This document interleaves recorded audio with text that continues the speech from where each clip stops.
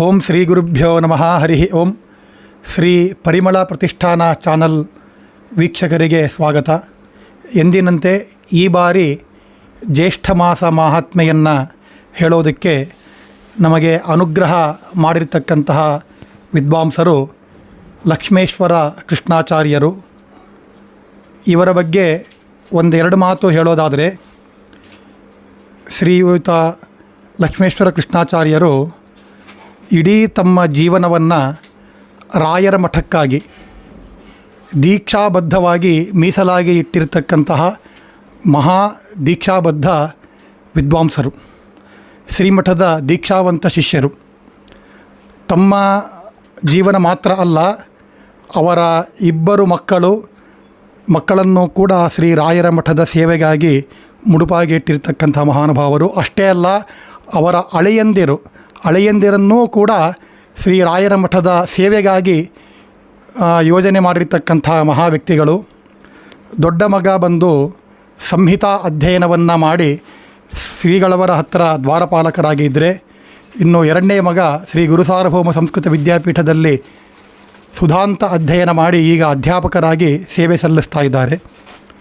ಇನ್ನು ಗುರುಗಳು ವಿಶೇಷವಾಗಿ ಗುರುಗಳ ಹತ್ತಿರ ಶ್ರೀ ಸುಬುಧೇಂದ್ರ ತೀರ್ಥ ಸ್ವಾಮಿಗಳವರ ಹತ್ತಿರ ಮತ್ತು ಮಹಾಮಹೋಪಾಧ್ಯಾಯ ಶ್ರೀ ರಾಜಾ ಗಿರಿಯಾಚಾರ್ಯರ ಹತ್ತಿರ ವಿಶೇಷ ನ್ಯಾಯಶಾಸ್ತ್ರ ಅಧ್ಯಯನ, ವೇದಾಂತ ಅಧ್ಯಯನವನ್ನು ಮಾಡಿ ಶ್ರೀ ವಿದ್ಯಾಪೀಠಕ್ಕೆ ಸೇವೆ ಸಲ್ಲಿಸಿ ಈಗೂ ಕೂಡ ವಿದ್ಯಾಪೀಠಕ್ಕೆ ಸೇವೆ ಸಲ್ಲಿಸ್ತಾ ಮತ್ತು ಪಾಠ ಪ್ರವಚನ ಇತ್ಯಾದಿಗಳನ್ನು ಧಾರ್ಮಿಕ ಕಾರ್ಯದಲ್ಲಿ ನಿರತರಾಗಿದ್ದಾರೆ ಅನ್ನೋದು ಒಂದಾದರೆ, ಇನ್ನು ಇವರು ಬ್ರಾಂಚಿನಲ್ಲಿ ಅಧ್ಯಾಪಕರಾಗಿದ್ದಾಗ ಮಲ್ಕಾಜ್ಗಿರಿ ರಾಯರ ಮಠ ಹೈದರಾಬಾದ್, ಅಲ್ಲಿ ಇವರ ಧಾರ್ಮಿಕ ತತ್ವಬೋಧನೆಯಿಂದ ಅಲ್ಲಿರ್ತಕ್ಕಂಥ ಎಲ್ಲ ಜನರು ಧರ್ಮಿಷ್ಠರಾಗಿ ಆಗಬೇಕು, ಆ ರೀತಿಯಾಗಿ ಅವರಿಗೆ ಉಪದೇಶವನ್ನು ಕೊಟ್ಟಿದ್ದಾರೆ. ಅಂತಹ ಮಹಾನುಭಾವರು ಇವತ್ತು ನಮ್ಮ ಒಂದು ಈ ಜ್ಯೇಷ್ಠ ಮಾಸ ಮಹಾತ್ಮೆಯನ್ನು ಹೇಳೋದಕ್ಕೆ ಅಂಗೀಕಾರ ಮಾಡಿದ್ದಾರೆ ಅಂತನ್ನೋದೇ ನಮ್ಮದು ಒಂದು ಭಾಗ್ಯ. ಅವರನ್ನು ನಾನು ಕಳಕಳಿಯಿಂದ ಪ್ರಾರ್ಥನೆ ಮಾಡಿಕೊಳ್ತೇನೆ. ಜ್ಯೇಷ್ಠ ಮಾಸ ಮಹಾತ್ಮೆಯನ್ನು ಈ ಬಾರಿ ನೀವು ಹೇಳಿಕೊಡಬೇಕು, ಇದರ ಸೇವಾಕರ್ತೃಗಳಿಗೂ ಕೂಡ ನೀವು ಆಶೀರ್ವಾದ ಮಾಡಬೇಕು ಎಂಬುದಾಗಿ ತಿಳಿಸ್ತಾ ಇದ್ದೇನೆ. ಶ್ರೀ ಗುರುಭ್ಯೋ ನಮಃ. ಹರಿ ಓಂ. ಸರ್ವವಿಘ್ನ ಪ್ರಶಮನಂ ಸರ್ವಸಿದ್ಧಿಕರಂ ಪರಂ ಸರ್ವಜೀವ ಪ್ರಣೇತಾರಂ ವಂದೇ ವೇದಂ ಹರಿಂ. ಬುದ್ಧಿರ್ಬಲಂ ಯಶೋಧೈರ್ಯಂ ನಿರ್ಭಯತ್ವಂ ಅರೋಗತ ಅಜಾಡ್ಯಂ ವಾಕ್ಪಟುತ್ವಂಚ ಹನುಮಸ್ಮರಣಾತ್ ಭವೇತ್. ಚಿತ್ರೈಃ ಪದೇಶಗಂಭೀರೈಃ ವಾಕ್ಯೈರ್ಮಾನೇನ ಖಂಡಿತೈಃ ಗುರುಭಾವಂ ವ್ಯಂಜಯಂತಿ ಭಾತುಶ್ರೀ ಜಯತೀರ್ಥವಾಕ್. ಅರ್ಥಕಲ್ಪಿತಕಲ್ಪೋಯಂ ಪ್ರತ್ಯರ್ಥಿಗಜಕೇಸರಿ ವ್ಯಾಸತೀರ್ಥಗುರುರ್ಭೂಯಾದಸ್ಮದಿಷ್ಟಾರ್ಥಸಿದ್ಧಯೇ. ಭಕ್ತಾನಾಂ ಮಾನಸಾಂ ಭೋಜಭಾನವೇ ಕಾಮಧೇನವೇ ನಮತಾಂ ಕಲ್ಪದರ್ವೇ ಜಯೇಂದ್ರ ಗುರವೇ ನಮಃ. ತಪೋ ವಿದ್ಯಾವಿರಕ್ತಾರ್ ಸದ್ಗುಣಮುಖಾಕರಾನಹಂ ವಾದಿರಾಜಗುರೂನ್ ವಂದೇ ಹಯಗ್ರೀವದಯಾಶ್ರಯಾನ್. ದುರ್ವಾದಿಧ್ವಾಂತರವಯ ವೈಷ್ಣವೇಂದೀವರೇಂದವೇ ಶ್ರೀರಾಘವೇಂದ್ರ ಗುರವೇ ನಮೋ. ಅತ್ಯಂತ ದಯಾಲವೇ ವಂದಾರ್ಜನ ಸಂದೋಹ ಮಂದಾರತರುಸನ್ನಿಭಂ ಬೃಂದಾರಗೋರುಪ್ರಖ್ಯಂ ವಂದೇ ವಾದೀಂದ್ರೈಷಿಕಂ. ಧರಣಿ ಮಂಡಲೇ ಖ್ಯಾತಂ ಧೈರ್ಯಾದಿ ಮೃಮೃತಂ ಧಿಕ್ಕೃತಾಶೇಷವಾದೀಪಂ ಧೀರಸಿಂಹ ಭಜೆ. ಪ್ರಕಟೀಕೃತ ಟೀಕೋಕ್ತಿ ಮರ್ಕಟೀಕೃತ ಮಾಯಿರಾ ಚಕ್ರದಾತ್ವಾಸ್ತಜ್ಞಮಸ್ಕರ್ಯಂದ ಕೃಪಾಮಯಿ. ಶ್ರಿಯಮಿಂದಕರಾಬ್ಜೋತ್ಥಂ ಸುವಿದ್ಯಾಬೋಧಕಂ ಸದಾ ಸಮುದರಾಮ ಪೂಜಾಢ್ಯಂ ಸುಜಯಿಂದ ಗುರುಂ ಭಜೆ. ಸುಷಮಿಂದಕರಾಬ್ಜೋತ್ಥಂ ರಾಘವೇಂದ್ರ ಗುರುಪ್ರಿಯಂ ಸುಯತೀಂದ್ರ ಗುರುಂ ವಂದೇ ಮೂನರಾಮಾರ್ಚನೆ ರತಂ. ಆಪಾದಮೋದಿಪರ್ಯಂತಂ ಗುರುಣಾಂ ಆಕೃತಿಂ ಸ್ಮರೇತ್. ತೇನ ವಿಘ್ನಾಃ ಪ್ರಣಶ್ಯಂತಿ ಸಿದ್ಧ್ಯಂತಿ ಚ ಮನೋರಥಾಃ. ಹಯಗ್ರೀವ ಹಯಗ್ರೀವ ಹಯಗ್ರೀವೇತಿ ಯೋ ವದೇತ್ ತಸ್ಯ ನಿಸ್ಸರತೆ ವಾಣಿ ಜನ್ಮಕನ್ಯಾ ಪ್ರವಾಹವತ್. ಹರಿವಾಯು ಗುರುಭ್ಯೋ ನಮಃ. ಹರಿ ಓಂ. ಪರಮ ಕರುಣಾಗಿರತಕ್ಕಂತಹ ಕಲಿಯುಗದ ಕಲ್ಪವೃಕ್ಷ ಕಾಮನಿ ಸದಸ್ಯರಾದಂತಹ ಮಂತ್ರಾಲಯ ಪ್ರಭುಗಳ ಭಕ್ತವೃಂದದಲ್ಲಿ ಅಭಿನಂದನೆಯನ್ನು ಸಲ್ಲಿಸಿ, ಹಾಗೆ ನಮ್ಮ ಜಗದ್ಗುರು ಮಧ್ವಾಚಾರ್ಯರ ಶ್ರೀ ರಾಘವೇಂದ್ರ ಸ್ವಾಮಿಗಳವರ ಮಠದ ದಿಗ್ವಿಜಯ ವಿದ್ಯಾಸಿಂಹಾಸನಾಧೀಶ್ವರರಾದ ಪರಮಪೂಜ್ಯ ಶ್ರೀಪಾದಂಗಳವರ ಅಡಿದಾವರಗಳಲ್ಲಿ ಭಕ್ತಿಪೂರ್ವಕವಾದ ಶಿರಸಾಷ್ಟಾಂಗ ಪ್ರಣಾಮಗಳನ್ನು ಸಲ್ಲಿಸಿ, ನನ್ನ ಸ್ವರೂಪೋದ್ಧಾರಕರು ವಿದ್ಯಾಗುರುಗಳು ಆದಂತಹ ಪೂಜ್ಯ ಮಹಾಮಹೋಪಾಧ್ಯಾಯ ಪಂಡಿತಕೇಸರಿ ಪೂಜ್ಯ ಆಚಾರ್ಯರ ಪಾದಗಳಲ್ಲಿ ಭಕ್ತಿಪೂರ್ವಕ ಪ್ರಣಾಮಗಳನ್ನು ಸಲ್ಲಿಸಿ, ಇವತ್ತಿನ ವಿಷಯವಾದಂತಹ ಜ್ಯೇಷ್ಠ ಮಾಸದ ಮಹಿಮೆಯನ್ನು ಯಥಾಮತಿ ಯಥಾಯೋಗ್ಯವಾಗಿ ಅದನ್ನು ಪ್ರವಚನ ರೂಪದಲ್ಲಿ ಪ್ರಾರಂಭ ಮಾಡಲಿಕ್ಕೆ ಉದ್ಯುಕ್ತನಾಗ್ತಾ ಇದ್ದೇನೆ. ಹರಿವಾಯು ಗುರುಗಳ ಪ್ರೇರಣಾನುಸಾರವಾಗಿ ಆಚಾರ್ಯರು ಒಂದು ಮಾತನ್ನು ಹೇಳ್ತಾರೆ. ಕುರುಭುಂಕ್ಷ್ವಜ ಕರ್ಮ ನಿಜಂ ನಿಯತಂ ಹರಿಪಾದವಿನಂ ಹೃದಯ ಸತತಂ ಎಂಬುದಾಗಿ ಶ್ರೀಮದಾಚಾರ್ಯರು ಅಪ್ಪಣೆ ಕೊಡ್ತಾ ಇದ್ದಾರೆ. ಅಂದರೆ ನಾವು ಯಾವುದೇ ಕರ್ಮಾನುಷ್ಠಾನ ಮಾಡಬೇಕಾದರೆ ಯಾವ ಅನುಸಂಧಾನದಲ್ಲಿ ಮಾಡಬೇಕು ಅಂದರೆ ಆಚಾರ್ಯ ಹೇಳ್ತಾರೆ, ಕುರುಭುಂಕ್ಷ್ವಜ ಕರ್ಮ ನಿಜಂ ನಿಯತಂ. ನಿಜಂ ಕರ್ಮ ನಿಯತಂ ಕುರು. ನಮ್ಮ ವರ್ಣಾಶ್ರಮೋಚಿತವಾಗಿರತಕ್ಕಂತಹ ನಿಯತವಾದ ಯೋಗ್ಯವಾದ ಕರ್ಮವನ್ನು ಆಚರಣೆ ಮಾಡತಕ್ಕಂಥವರಾಗಿ ಮತ್ತು ಕುರುಭುಂಕ್ಷ್ವಜ ಕರ್ಮ ನಿಜಂ ನಿಯತಂ ಹರಿಪಾದವಿನಂ ಹೃದಯ ಸತತಂ. ಆ ಕರ್ಮ ಸರಿಯಾಗಿ ಸಾರ್ಥಕತೆಯನ್ನು ಹೊಂದಬೇಕಾದರೆ ಏನು ಮಾಡಬೇಕು? ಹರಿಪಾದವಿನಂ ಹೃದಯ ಸತತಂ. ಅತ್ಯಂತ ವಿನಯಪೂರ್ವಕವಾಗಿ ಭಕ್ತಿಶ್ರದ್ಧೆಗಳಿಂದ ನಮ್ಮ ಹೃದಯಸ್ಥನಾಗಿರತಕ್ಕಂತಹ ಬಿಂಬರೂಪಿಯಾದ ಭಗವಂತನ ಧ್ಯಾನ ಮಾಡ್ತಾ ಆ ಕರ್ಮಾನುಷ್ಠಾನವನ್ನು ಮಾಡಿ ಅದನ್ನು ಭಗವಂತನಿಗೆ ಸಮರ್ಪಣೆ ಮಾಡತಕ್ಕಂಥವರಾಗಬೇಕು. ಆಗಲೇ ಅದು ಪರಿಶುದ್ಧವಾದ ಕರ್ಮ ಆಗ್ತದೆ.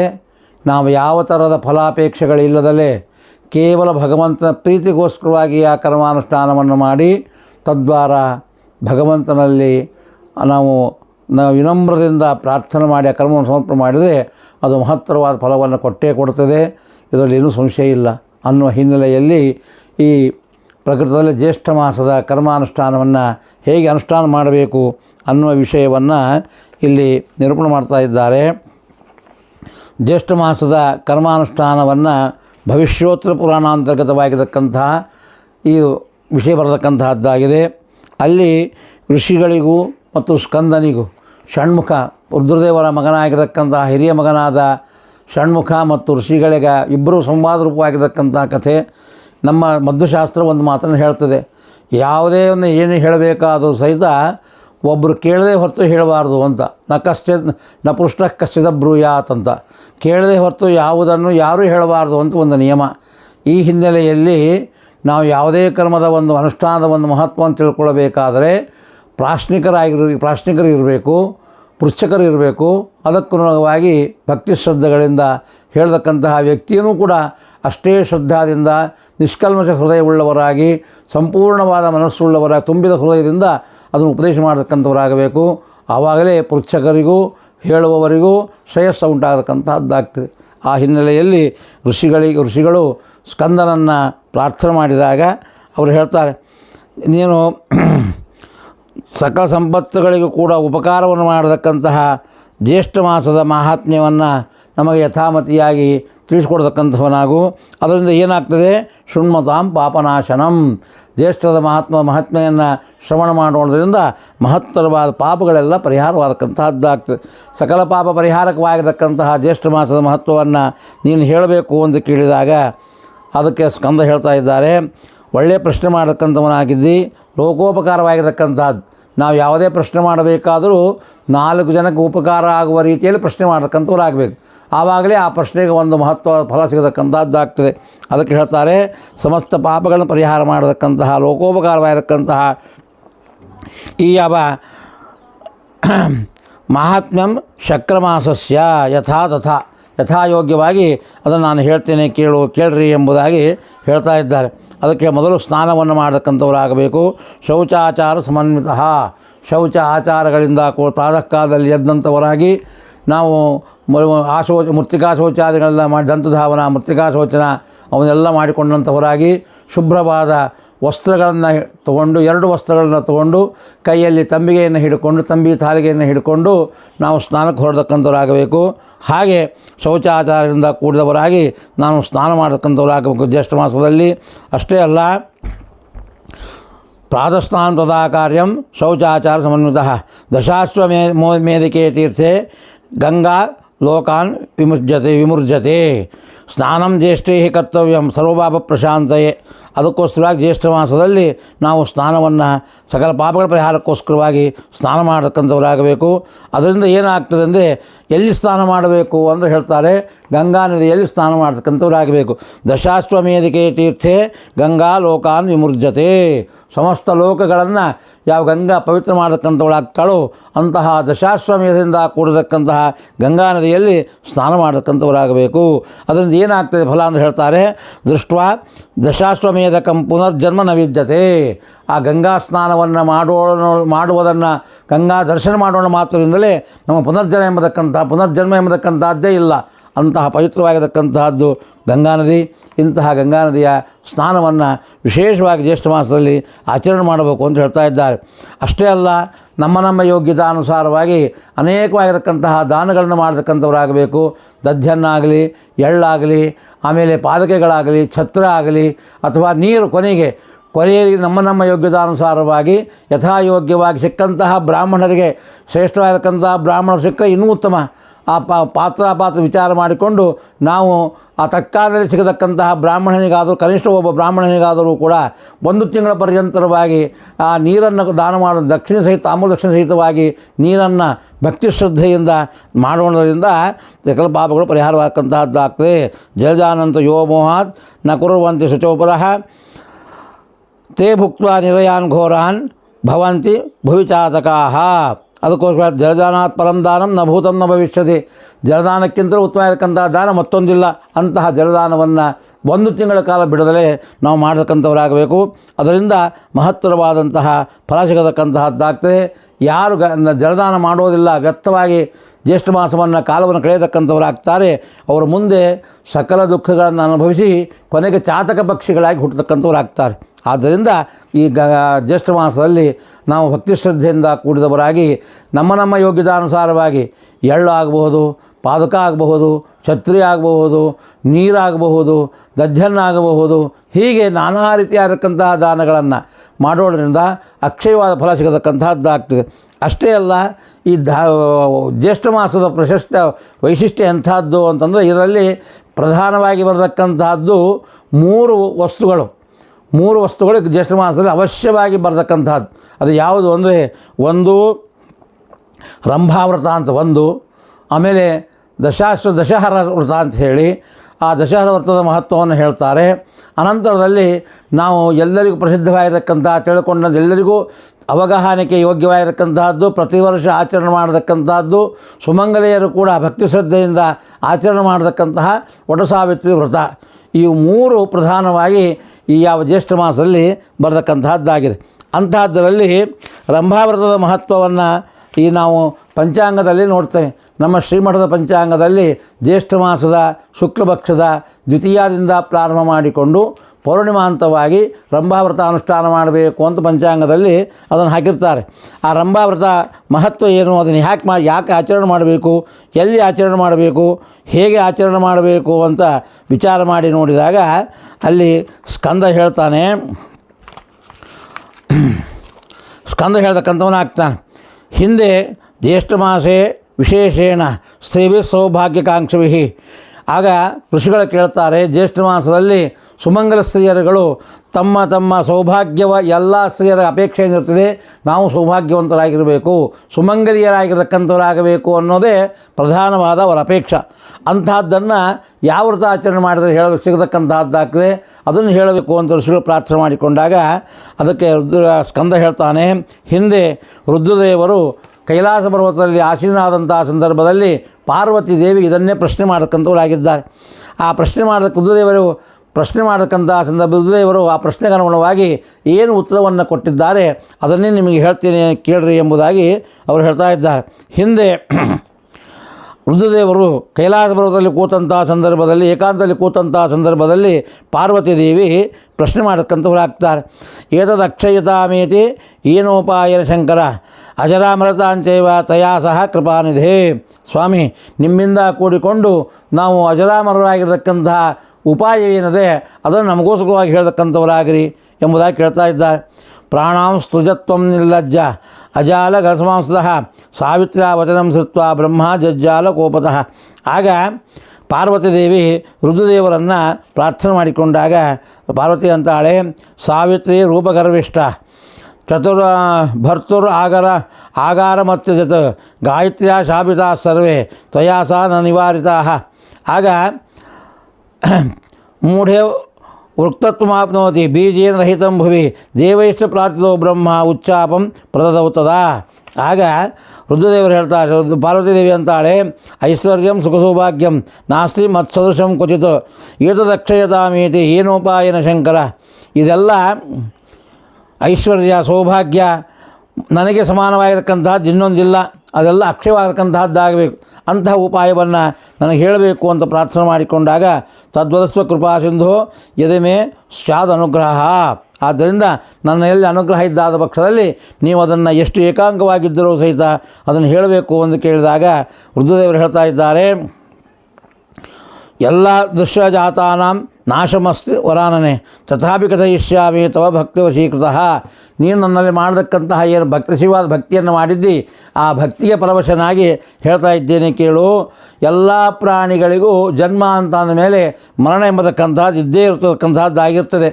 ಹಾಗಿದ್ದರೂ ಸಹಿತ ನನ್ನಲ್ಲಿರತಕ್ಕಂತಹ ಅತಿಶಯವಾದ ಭಕ್ತಿಯ ಒಂದು ವಶನಾಗಿ ನಾನು ಹೇಳ್ತೇನೆ ಕೇಳು ಎಂಬುದಾಗಿ ಹೇಳ್ತಾ ಇದ್ದಾನೆ. ಅದಕ್ಕೋಸ್ಕರವಾಗಿ ನೀನು ಪ್ರಯತ್ನ ಮಾಡಿ ರಂಭಾವ್ರತವನ್ನು ಅನುಷ್ಠಾನ ಮಾಡತಕ್ಕಂಥವಳಾಗಬೇಕು ಅಂತ ಹೇಳ್ತಾ ಇದ್ದಾನೆ. ಅದು ಹೇಗೆ ಮಾಡಬೇಕು ಅಂದರೆ ಜ್ಯೇಷ್ಠ ಮಾಸದ ತೃತೀಯ ದಿವಸದಲ್ಲಿ, ಜ್ಯೇಷ್ಠ ಪಕ್ಷದ ತೃತೀಯ ದಿವಸದಲ್ಲಿ ಸ್ನಾನ ಮಾಡತಕ್ಕಂಥವರಾಗಬೇಕು. ಯಾವಾಗ ಕೇಳ್ತಾಳೆ ಅದೊಂದು ರಂಭಾವ್ರತ ಅಂದರೆ ಯಾವುದು, ಅದನ್ನು ಹೇಗೆ ಮಾಡಬೇಕು? ಕೇಯಂ ರಂಭಾ ಕಥಾಂ ತಸ್ಯ ವ್ರತಂ ಕಾರ್ಯಂ ಸಮಾಜತ. ರಂಭಾ ಅಂದರೆ ಯಾರು, ಆ ವ್ರತ ಹೇಗೆ ಮಾಡಬೇಕು ಅಂದು ಕೇಳಿದಾಗ ಆಗ ರುದ್ರದೇವರು ಹೇಳ್ತಾರೆ, ಸಾವಿತ್ರಿ ಬ್ರಹ್ಮಣ ಶಬ್ದ ಜಡತ್ವಂ ರೂಪಮಾಶ್ರಿತ. ಹಿಂದೆ ಸಾವಿತ್ರಿ ಬ್ರಹ್ಮದೇವರ ಶಾಪಕ್ಕೊಳಗಾಗಿ ಆಕೆ ಜಡತ್ವವನ್ನು ಹೊಂದಕ್ಕಂಥವಳಾದಳು. ಅವಳೇ ರಂಭಾಳಾಗಿ ಕದಲಿ ಕರ್ಪೂರ ಜನನೀತಿ ಚ. ಅವಳೇ ರಂಭಾ ಕದಲಿ ಕರ್ಪೂರ ಜನನಿ ಎಂಬುದಾಗಿ ಪ್ರಸಿದ್ಧ ಆಗತಕ್ಕಂಥವಳಾಗಿದ್ದಾಳೆ. ವೃಷಾತಪ್ತಾತು ಸಾವಿತ್ರಿ ಪಿತೃವೇಶ್ಮನೆ ಸಂಸ್ಥಿತ. ಆಗ ಅವಳು ಸಿಟ್ಟು ಬರತಕ್ಕಂತಹದ್ದಾಯಿತು. ಸಿಟ್ಟು ಬಂದು ತಂದೆ ಮನೆ ಇರತಕ್ಕಂಥವಳಾಗಿದ್ದಳು.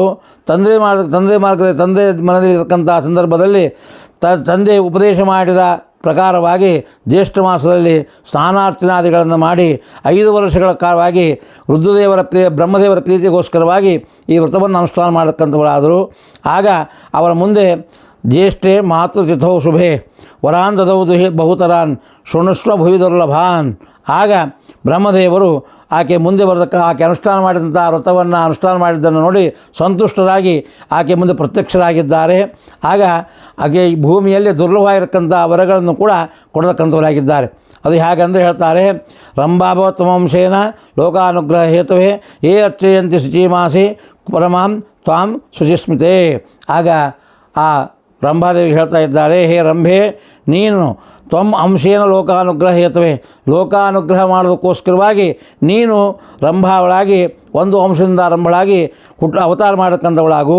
ಯಾರು ನಿನ್ನ ಭಕ್ತಿ ಶ್ರದ್ಧೆಗಳಿಂದ ಜ್ಯೇಷ್ಠ ಮಾಸದಲ್ಲಿ ನಿನ್ನನ್ನು ಪೂಜಾರಾಧನೆಗಳು ಮಾಡತಕ್ಕಂಥವರಾಗ್ತಾರೋ ಅವರಿಗೆ ಅಖಂಡವಾಗಿರತಕ್ಕಂಥ ಸೌಭಾಗ್ಯವನ್ನು ಸುಖವನ್ನು ಅಕ್ಷಯವಾದ ತಾಸಾಂ ಅಕ್ಷಯತಾಮೇತಿ.